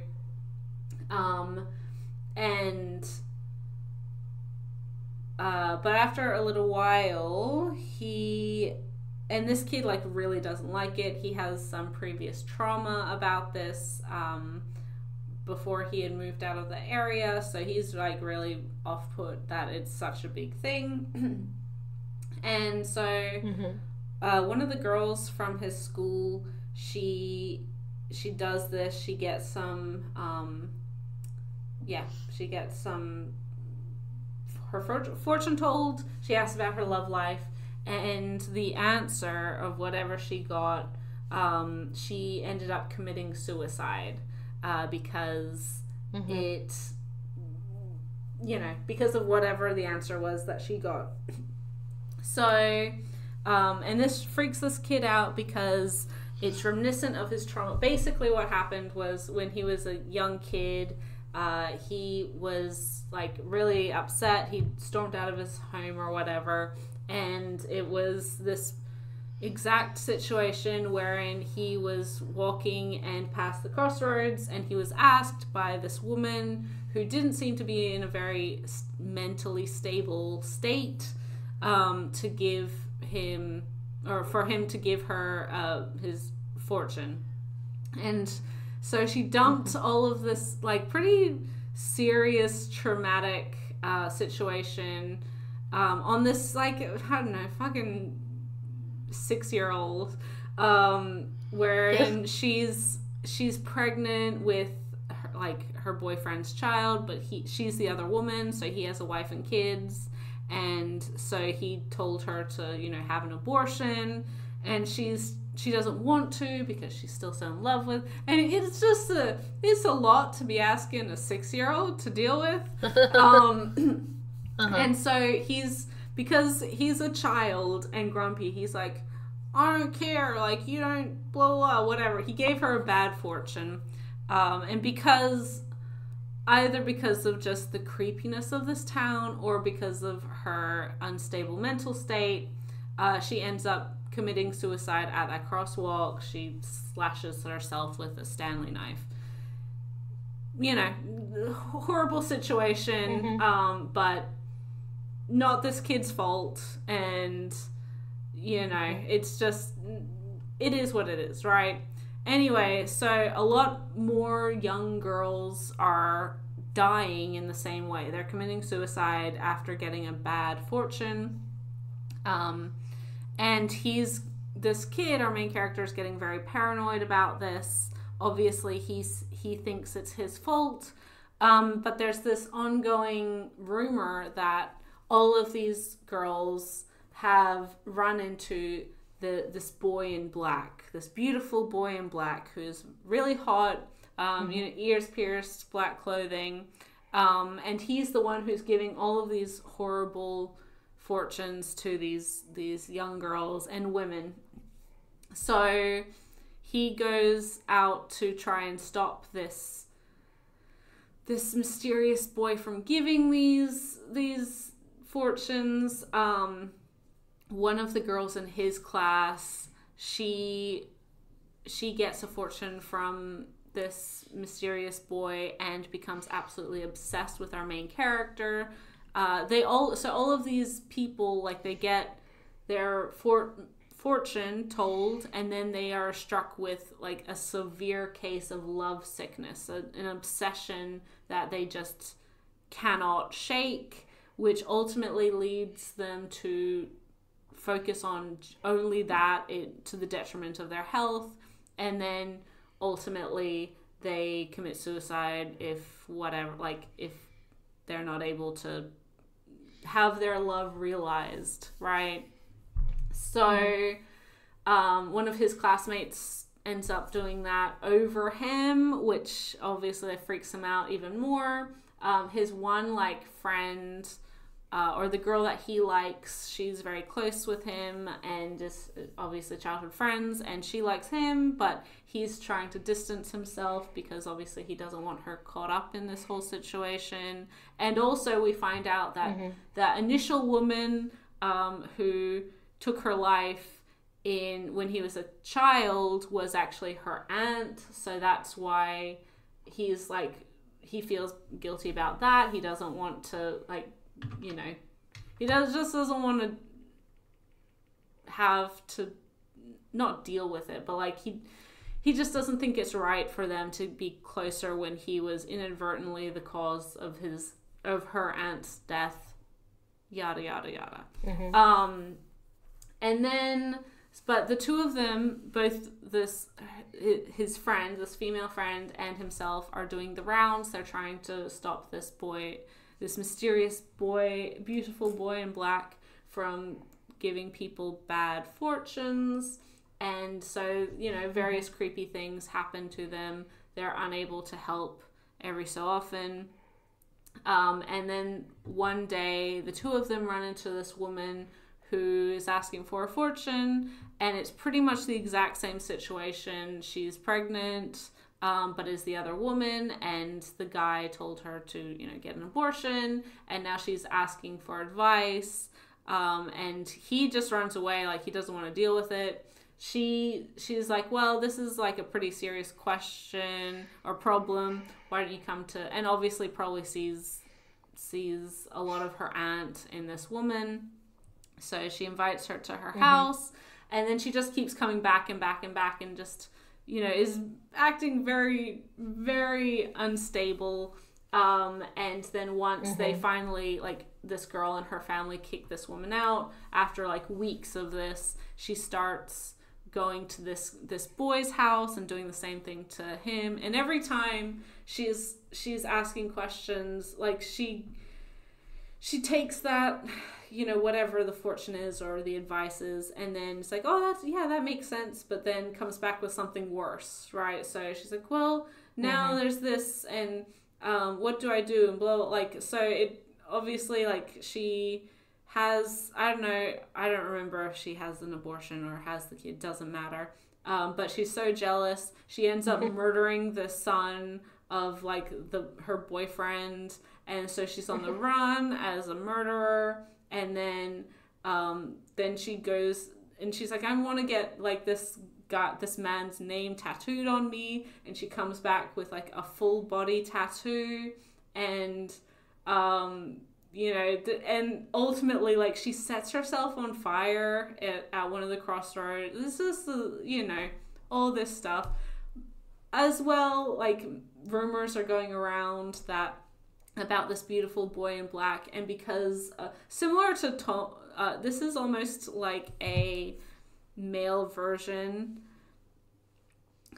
This is almost like a male version of Tomie, wherein like a beautiful, extremely attractive person has like captivated the women of the town. Like, it's a gender flipped version of this idea, and it just continues, and our main character, he keeps going on the rounds to like prevent this from happening. He's giving good fortunes to whoever he comes across, until ultimately like he becomes this other kind of supernatural creature of like the boy in white, who's the complete antithesis of the boy in black. It was fine. Again, too long for what it is. I don't think it was terrible, but it felt very samey, especially to Tomie. This boy in black isn't monstrous in the same way that Tomie is, but his actual functionality of being scary, or like his creepy powers that are ruining people's lives, are pretty much just the male version of Tomie. Yeah, it wasn't horrible. I think it had a rounder or more complete resolution than like Remina or some of the other Gyo even. Yeah, it is what it is. It wasn't horrible. I do think that it was interesting just on a general basis to see, again, the hot guy, quote unquote, be the villain. But functionally, as I said, it's pretty much exactly the same as... It did dive a little bit more into like the rationale, or like the explanation, or the understanding that like a lot of these people are getting fortunes as a way to remove culpability from their own choices. You know, they want someone else to take control of their lives, rather than them feel responsible for the good or bad decisions that they make, because it's always easier to say like, oh, I got a good fortune and I went for it, and you know, things worked out, or like, oh, I got a bad fortune and that's why, you know, my life is in shambles right now. Like, I do think there was a little bit more of that exploration in this compared to some of his other titles. But yeah, I mean, it's that for, you know, however many chapters. There's also, so that's the main part of the story. It is majority of the book, but there is 2 or so chapters following a bunch of creepy siblings, wherein, and this goes back to kind of like the fat phobia of especially male characters, but also female characters in this, where it's this setup where there's 6 siblings, their parents have died. The one, like, conventionally attractive daughter, she runs away and asks for help from like this other kid from her school, and he, you know, helps her, but she just like sits around at his place and eats his food and causes a mess and whatever, and he's like, why don't you just go home to your siblings, blah blah blah. And all of her siblings are like creepy looking, and they're a little bit like, I don't want to say the Addams Family, because that would be too harsh on the Addams Family, but it's kind of that setup of like this creepy family who are all a little bit off, and they're into the supernatural and whatever. And so as the quote-unquote normal one of the bunch, this girl is like, you can't send me back there. I'll kill myself if you do that, blah, blah, blah, blah, blah. Anyway, her siblings find her and take her home. And she threatens suicide. And, she threatens to set herself on fire. And so that all happens, and then the siblings come to this guy's house, and it's like, we got her home, and you're the reason she commits suicide. She's dead now. So they force him to look at her, after she's lit herself on fire, and he's trying to escape and whatever. Anyway, this kid, this 16-year-old dude just dies of a heart attack from fear. And it was all just a big prank. This girl wasn't dead. And it was like, wow, I really don't like any of you people, especially not this chick. They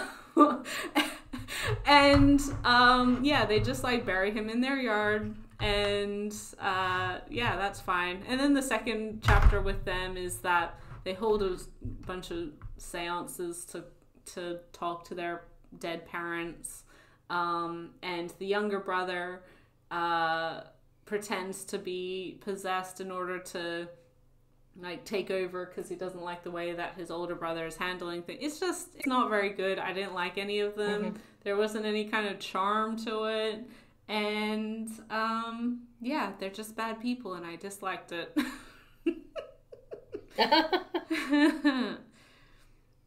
Yeah. Speaking of the short stories at the end, I forgot that I think it's Gyo that has a couple short stories at the end. One of them is very famous on the internet and memeable, which is The Enigma at Amigara Fault, which I had read before.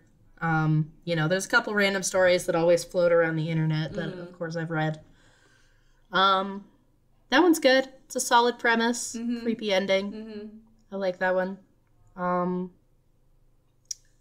then the other one is a very, very short one, where basically the dad in this family somehow ends up under the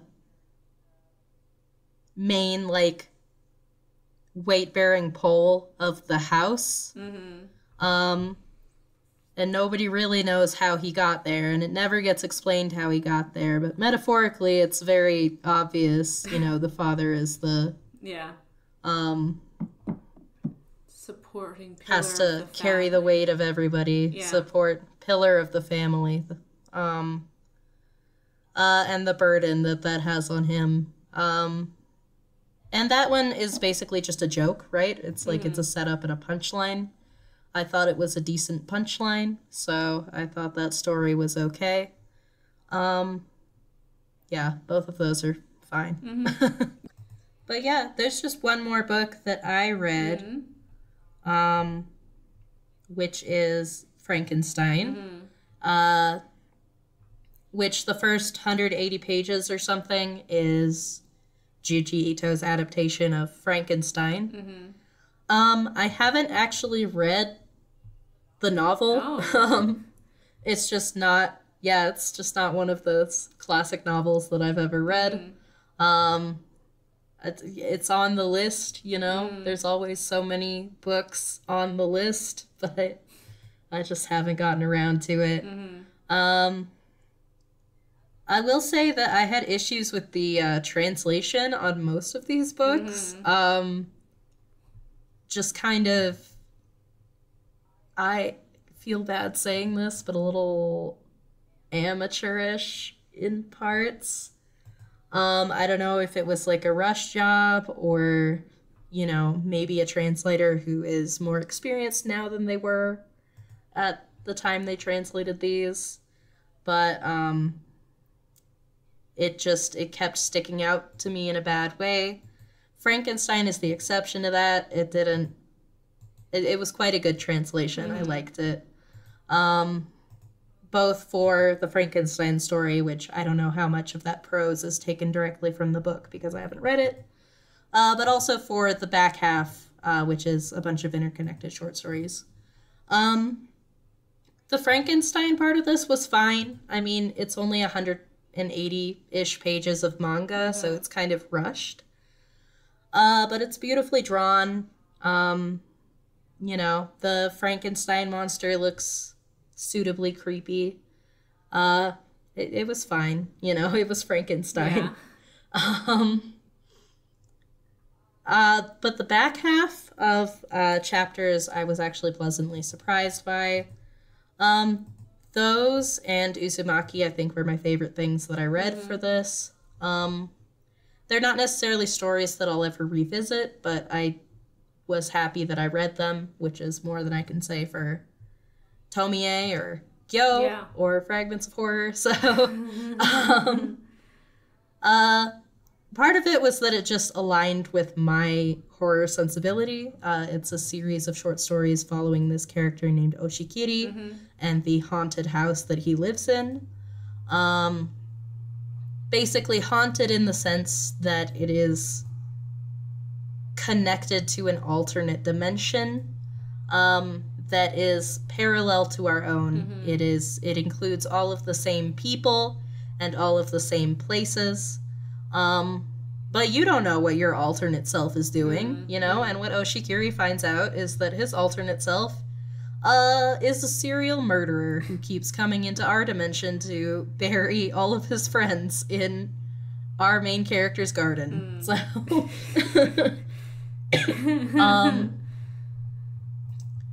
but I kind of liked that each chapter here feels very much standalone.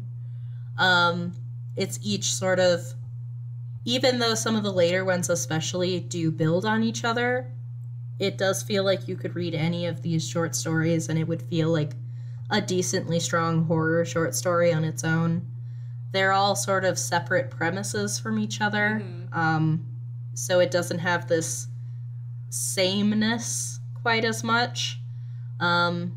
I liked the sort of uneasiness factor of the fact that you never quite know which version of Oshikiri you're actually dealing with. He's something of an unreliable narrator because the first Oshikiri story features him murdering his friend. So, I don't know. I liked that sort of, that we had a more, you know, not a super complex character or anything, but a little bit more complex, I guess. You don't quite know what he's gonna do at any given time. And, you know, I like ghost stories, so I like haunted house stories. So I enjoyed it well enough. I would say most of the characters, except the alternate universe Oshikiri, are, like, fairly likable. Like, normal kids from his school, or, like, his parents. So it's, like, it's a little more down-to-earth in that regard. So, yeah, solid set of stories. I think, you know, if you're gonna pick up an Ito book, you could certainly do worse than Frankenstein. But yeah. I will say that Frankenstein, like, of all of the Ito that has been released or has been solicited for release in the English market, is the one that I've been most interested about trying. I'm actually quite sad that I didn't get the chance to in preparation for this, because I have read Frankenstein, so I was interested in kind of the adaptation, and to see just how Ito did with an adaptation. It's also one of the reasons I'm interested in seeing his version of No Longer Human. Yeah, exactly. So hearing that the short stories at the end of that book are typically, like, quite good, that makes me encouraged to try it more so than I was even already. Because again, I don't, just to reiterate, I don't dislike Ito. I don't think he's untalented. I think the dude's found his niche and is very happy sitting within it and not really, you know, pushing outside of that, but just due to the fact that he has so many books, he has so many stories, and has had such a long career, I think that adaptation of other people's works would help with a lot of the repetitive feeling of a lot of his stories. And if that's the case, then, you know, more power to that. Yeah, I was interested in checking out No Longer Human as well, but I just decided not to put it on the list this time. But I did enjoy, you know, Usamaru Furuya's take on that story, so definitely would be an interesting one to check out at some point. Certainly, like, I'm glad this podcast gave me the excuse to read more Ito, particularly more of his, like, more famous or influential works, because, you know, I think both of us are in a place where it's like we can kind of look at a book and tell if we're gonna like it or not, and we were both kind of like, well, Ito's probably not really to my taste. So, like, I probably would never have picked up these books otherwise. So I'm glad to, you know, add to the bibliography of, you know, highly influential manga that I have read. Yeah.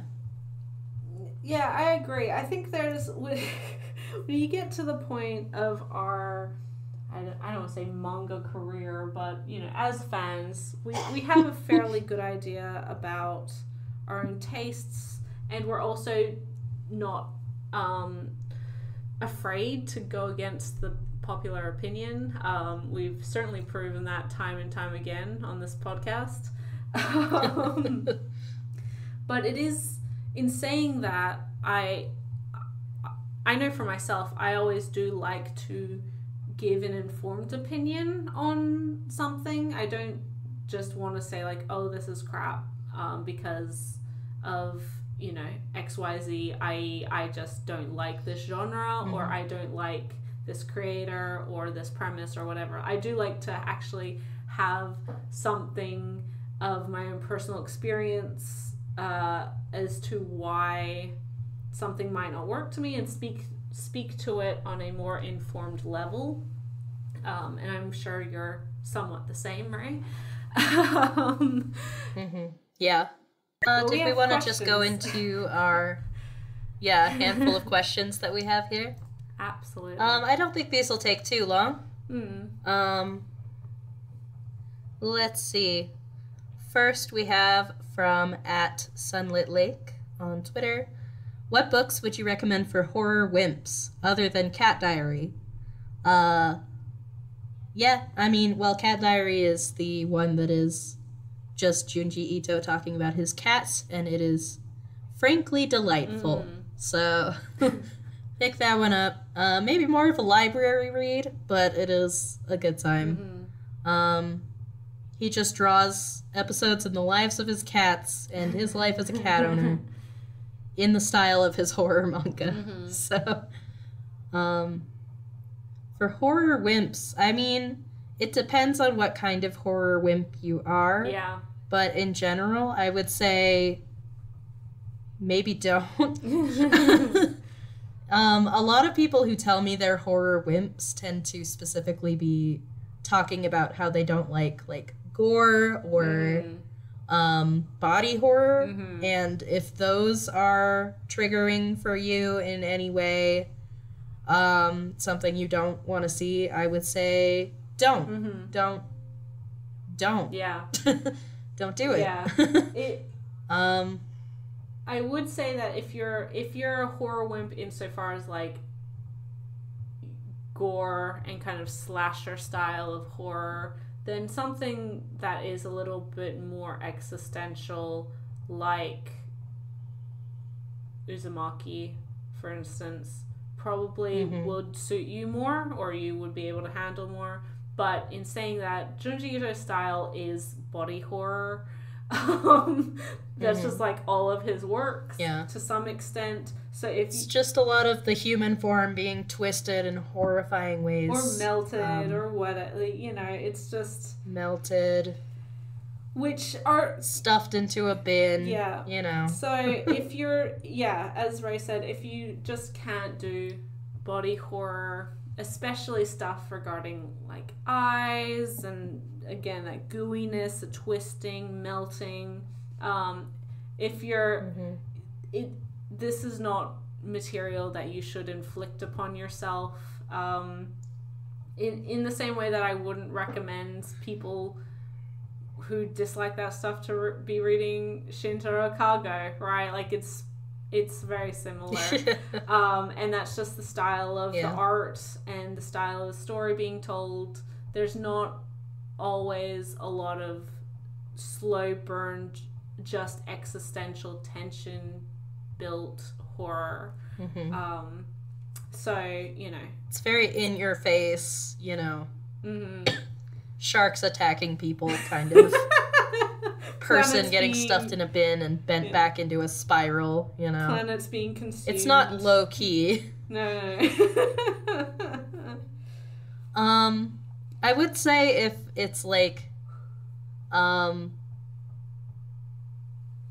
maybe if you're the kind of person who like gets really freaked out by something that's too close to life, like that's, if you don't like ghost stories because it makes you feel like your house is haunted, that kind of thing, then some of his more outlandish horror, like especially Gyo, might be okay for you. Again, if you are someone who can handle grotesque imagery. But you don't want something that is too applicable to your life, maybe.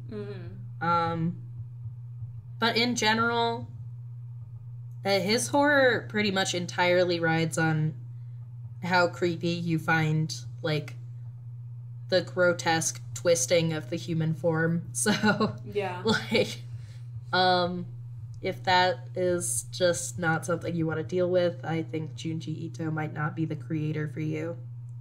Next question is from @Chiyo. Is there any material you would like to see Junji Ito adapt, like Frankenstein? For me, I always thought it would be cool to see his take on classic Disney films like Beauty and the Beast or Pinocchio.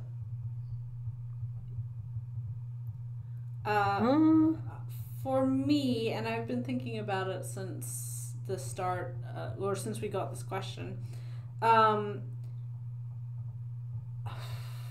my answer to this, and would be a lot of kind of the body horror films of the last of the 20th century, stuff like The Thing or The Fly. Like I feel like those are very into what Ito is good at. But you could also just watch those movies.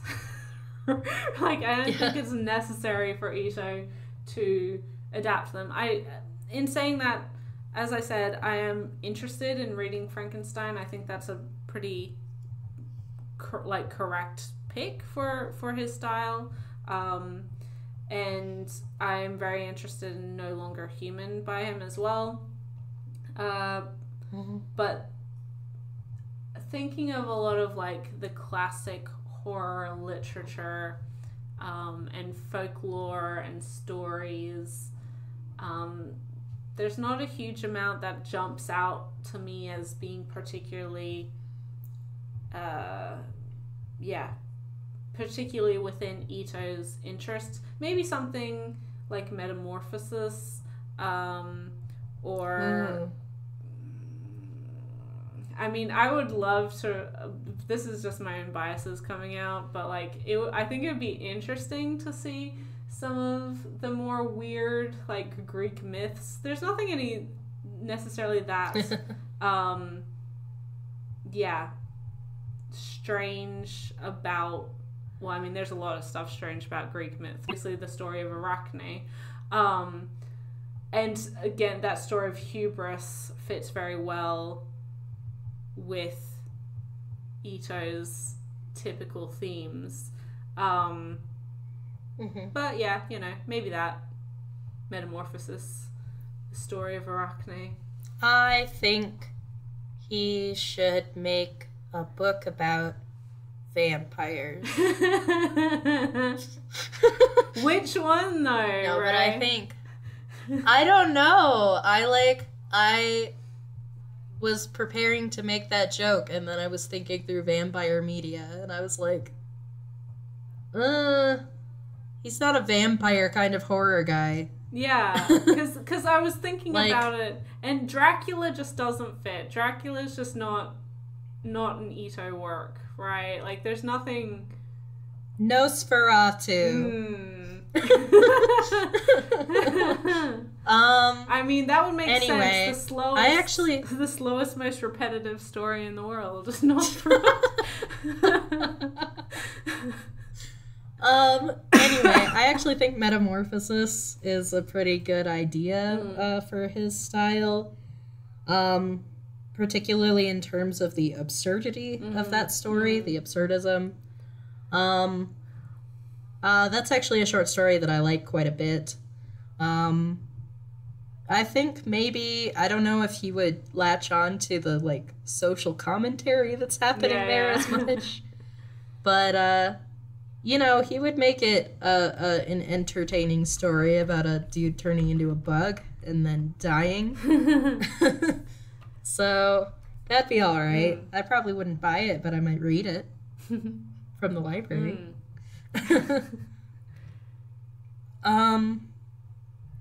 Okay, the next question is from @WhimsyDearest.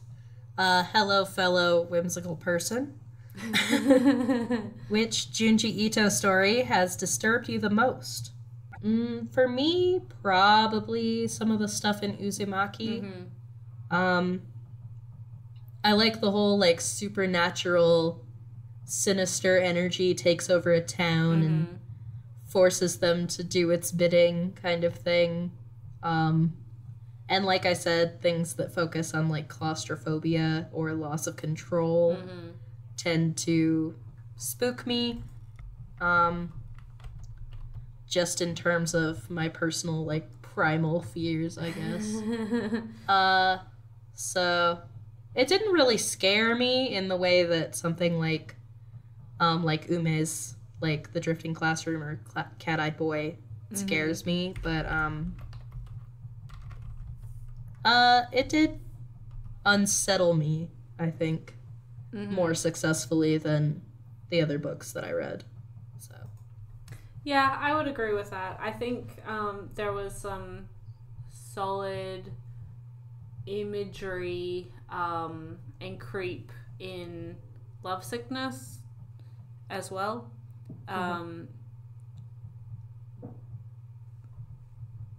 That and Uzumaki would probably be my picks. For disturbing me insofar as, like, content, Ito, don't just make hot women your villains. hot women and fat people. Yeah. And then our last question is from somebody who seems to already have had an idea, perhaps, that we were a little more on the critical side of Ito. At Marumichi, what is your honest, brutal opinion about his works and his way of handling horror? Do you think Ito is overrated? Do you have any unpopular opinions about his works? And do you find some of his popular works to be not that good? I thought Tomie was bad.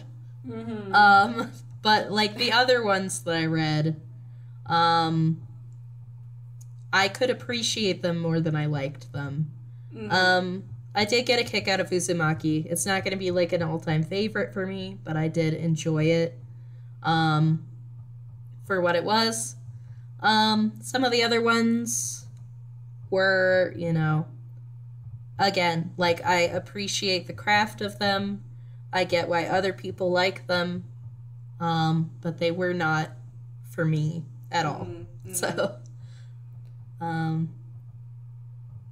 yeah. Like, I think Gyo is successful at what it's trying to do. I just don't care about what it's trying to do. So, yeah. Is it not that good? I don't know. I think it's, again, succeeds at what it's out to do. So. Yeah, I mean, I echo all of those statements. I would say that he's overrated. Yes, I do. I think, especially within the English-speaking sphere, him, up until very recently, representing the entirety of the horror manga genre, is too much. I do not think that is appropriate. Yeah. Again, I respect him as a creator, and I think he's well deserving of a lot of his popularity. I do not think that he is the be-all, end-all of horror manga, and luckily we've seen more and more classic horror and current era horror make its way to English speakers, which hopefully is opening up people's experiences of horror manga, to not just be hyper focused on Ito.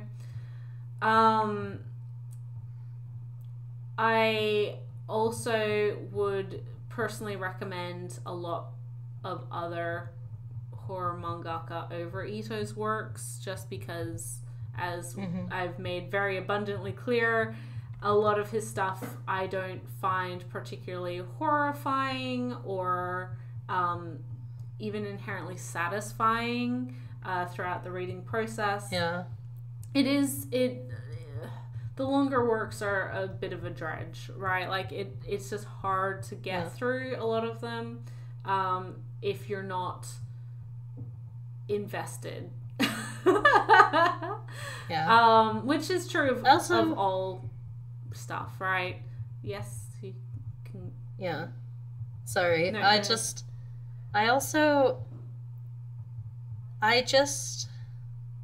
and this is getting into, like, fundamentally why I read, which is, like, this greater, like, philosophical whatever, but,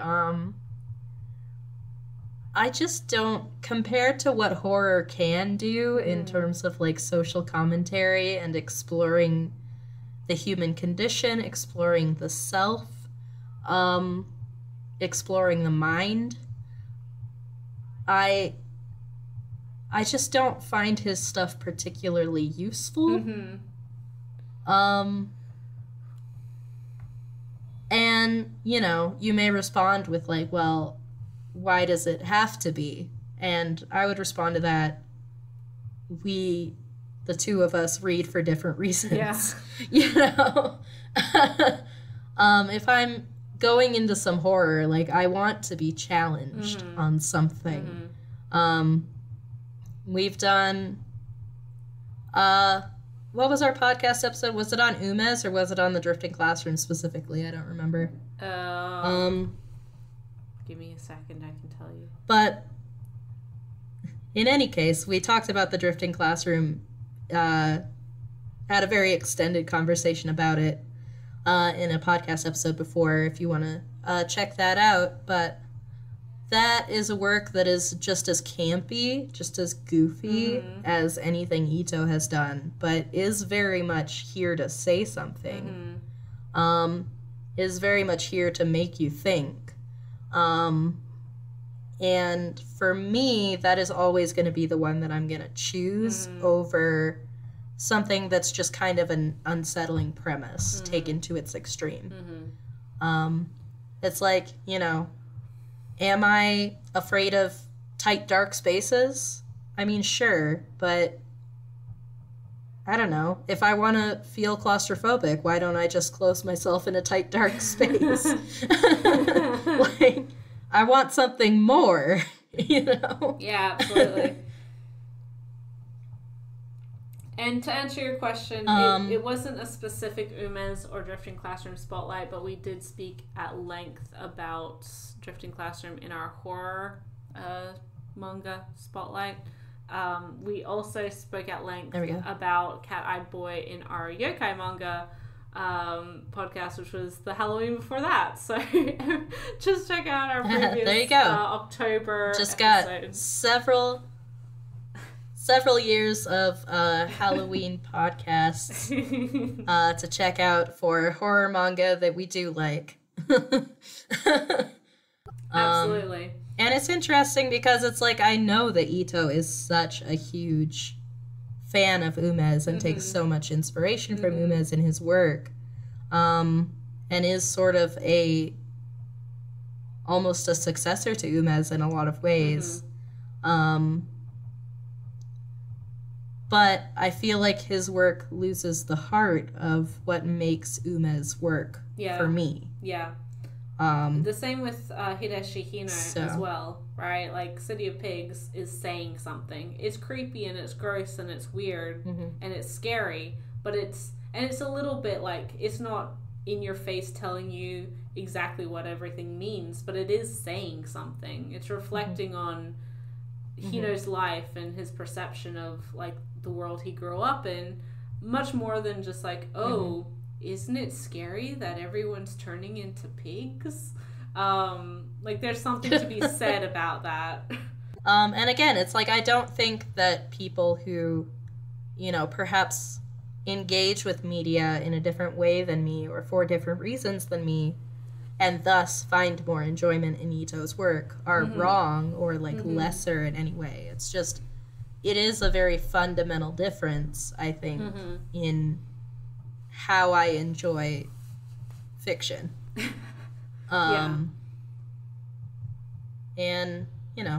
I think that stuff's interesting to talk about, but yeah, just, for my tastes in particular, just kind of a swing and a miss, this particular creator. I also... I guess that's my unpopular opinion. I also wanted to mention, part of my brutal, honest opinion, unpopular, is that I do... And this goes back to my opinion that, yes, he is overrated, insofar as that he's been nominated, or his work has been nominated for the Eisners so many times, and has won.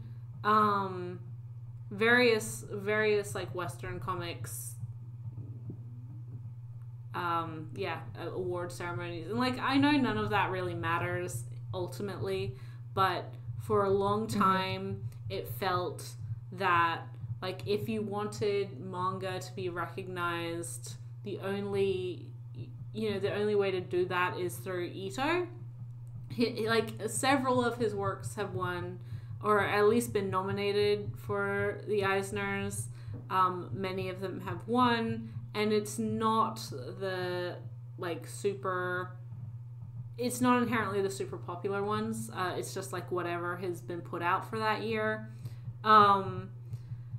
And I think when compared to other nominees, other titles that could have been put in that spot, that because it's Ito, that's why, like, his name is why it got to that point, right?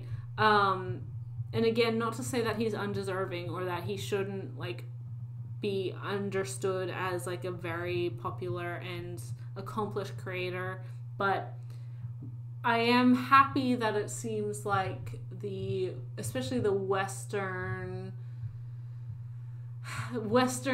market and Western, like, creative space is seeing more of, especially, like, of what manga is recognized, like the fact that Witch Hat Atelier has won last year before. We've only just gotten Rumiko Takahashi and Moto Hagio in the Hall of Fame. Like, those sorts of things feel past due, because up until this point, the only manga that was being taken seriously was Ito's work. And I think that's an unfair thing that is purely based on popularity. And again, of course, like, all of these awards things are just that, they're popularity contests. But it's nice to see that shifting. it's nice to see that shifting, and I don't think that all of his works that were nominated and or won were the most deserving works to have won those things. Anyway. The Eisners are silly. To put it mildly, yes. Yeah. But, yeah. So I think we've pretty much probably gone over multiple times all our sizzling hot takes on Junji Ito. So, yeah. Can you tell everyone the topic that we're covering next month? So, next month, November, Ray and I will be talking about the amazing, beloved, one of my favorite series, Descending Stories. This is a 10-volume josei series about Rakugo. It has a kind of cult, popular anime adaptation as well. We have gotten the entirety of this series in English in both print and digital from Kodansha, which honestly, what a miracle. And I am so excited to talk about this series, so be sure to leave your questions for us on Twitter once we are asking about that, and let us know your thoughts, feelings, opinions on that series as well if you would like. But yeah. Thank you everyone. Thank you everyone so much for all of your questions and for listening to this point. I hope everyone has a wonderful spooky season. You can find this podcast both on my YouTube channel, Simply G, one word. And you can also find it on pretty much all of the major podcasting platforms: Google Podcasts, Spotify, Apple Podcasts, etc., etc. Also, you can follow Ray on all of her social medias, especially Twitter at Whimsical Pics, that's Pix, which will be linked down below. They're good. Go do that. And if you can't get enough... You'll learn all kinds of things about Japanese musical theater actresses. the most important information. And if you can't get enough of me, you can find me on Twitter at G_reads or on my YouTube channel, Simply G. And until next time, thank you guys, and we'll catch you in the next one. Bye! Bye guys, happy Halloween!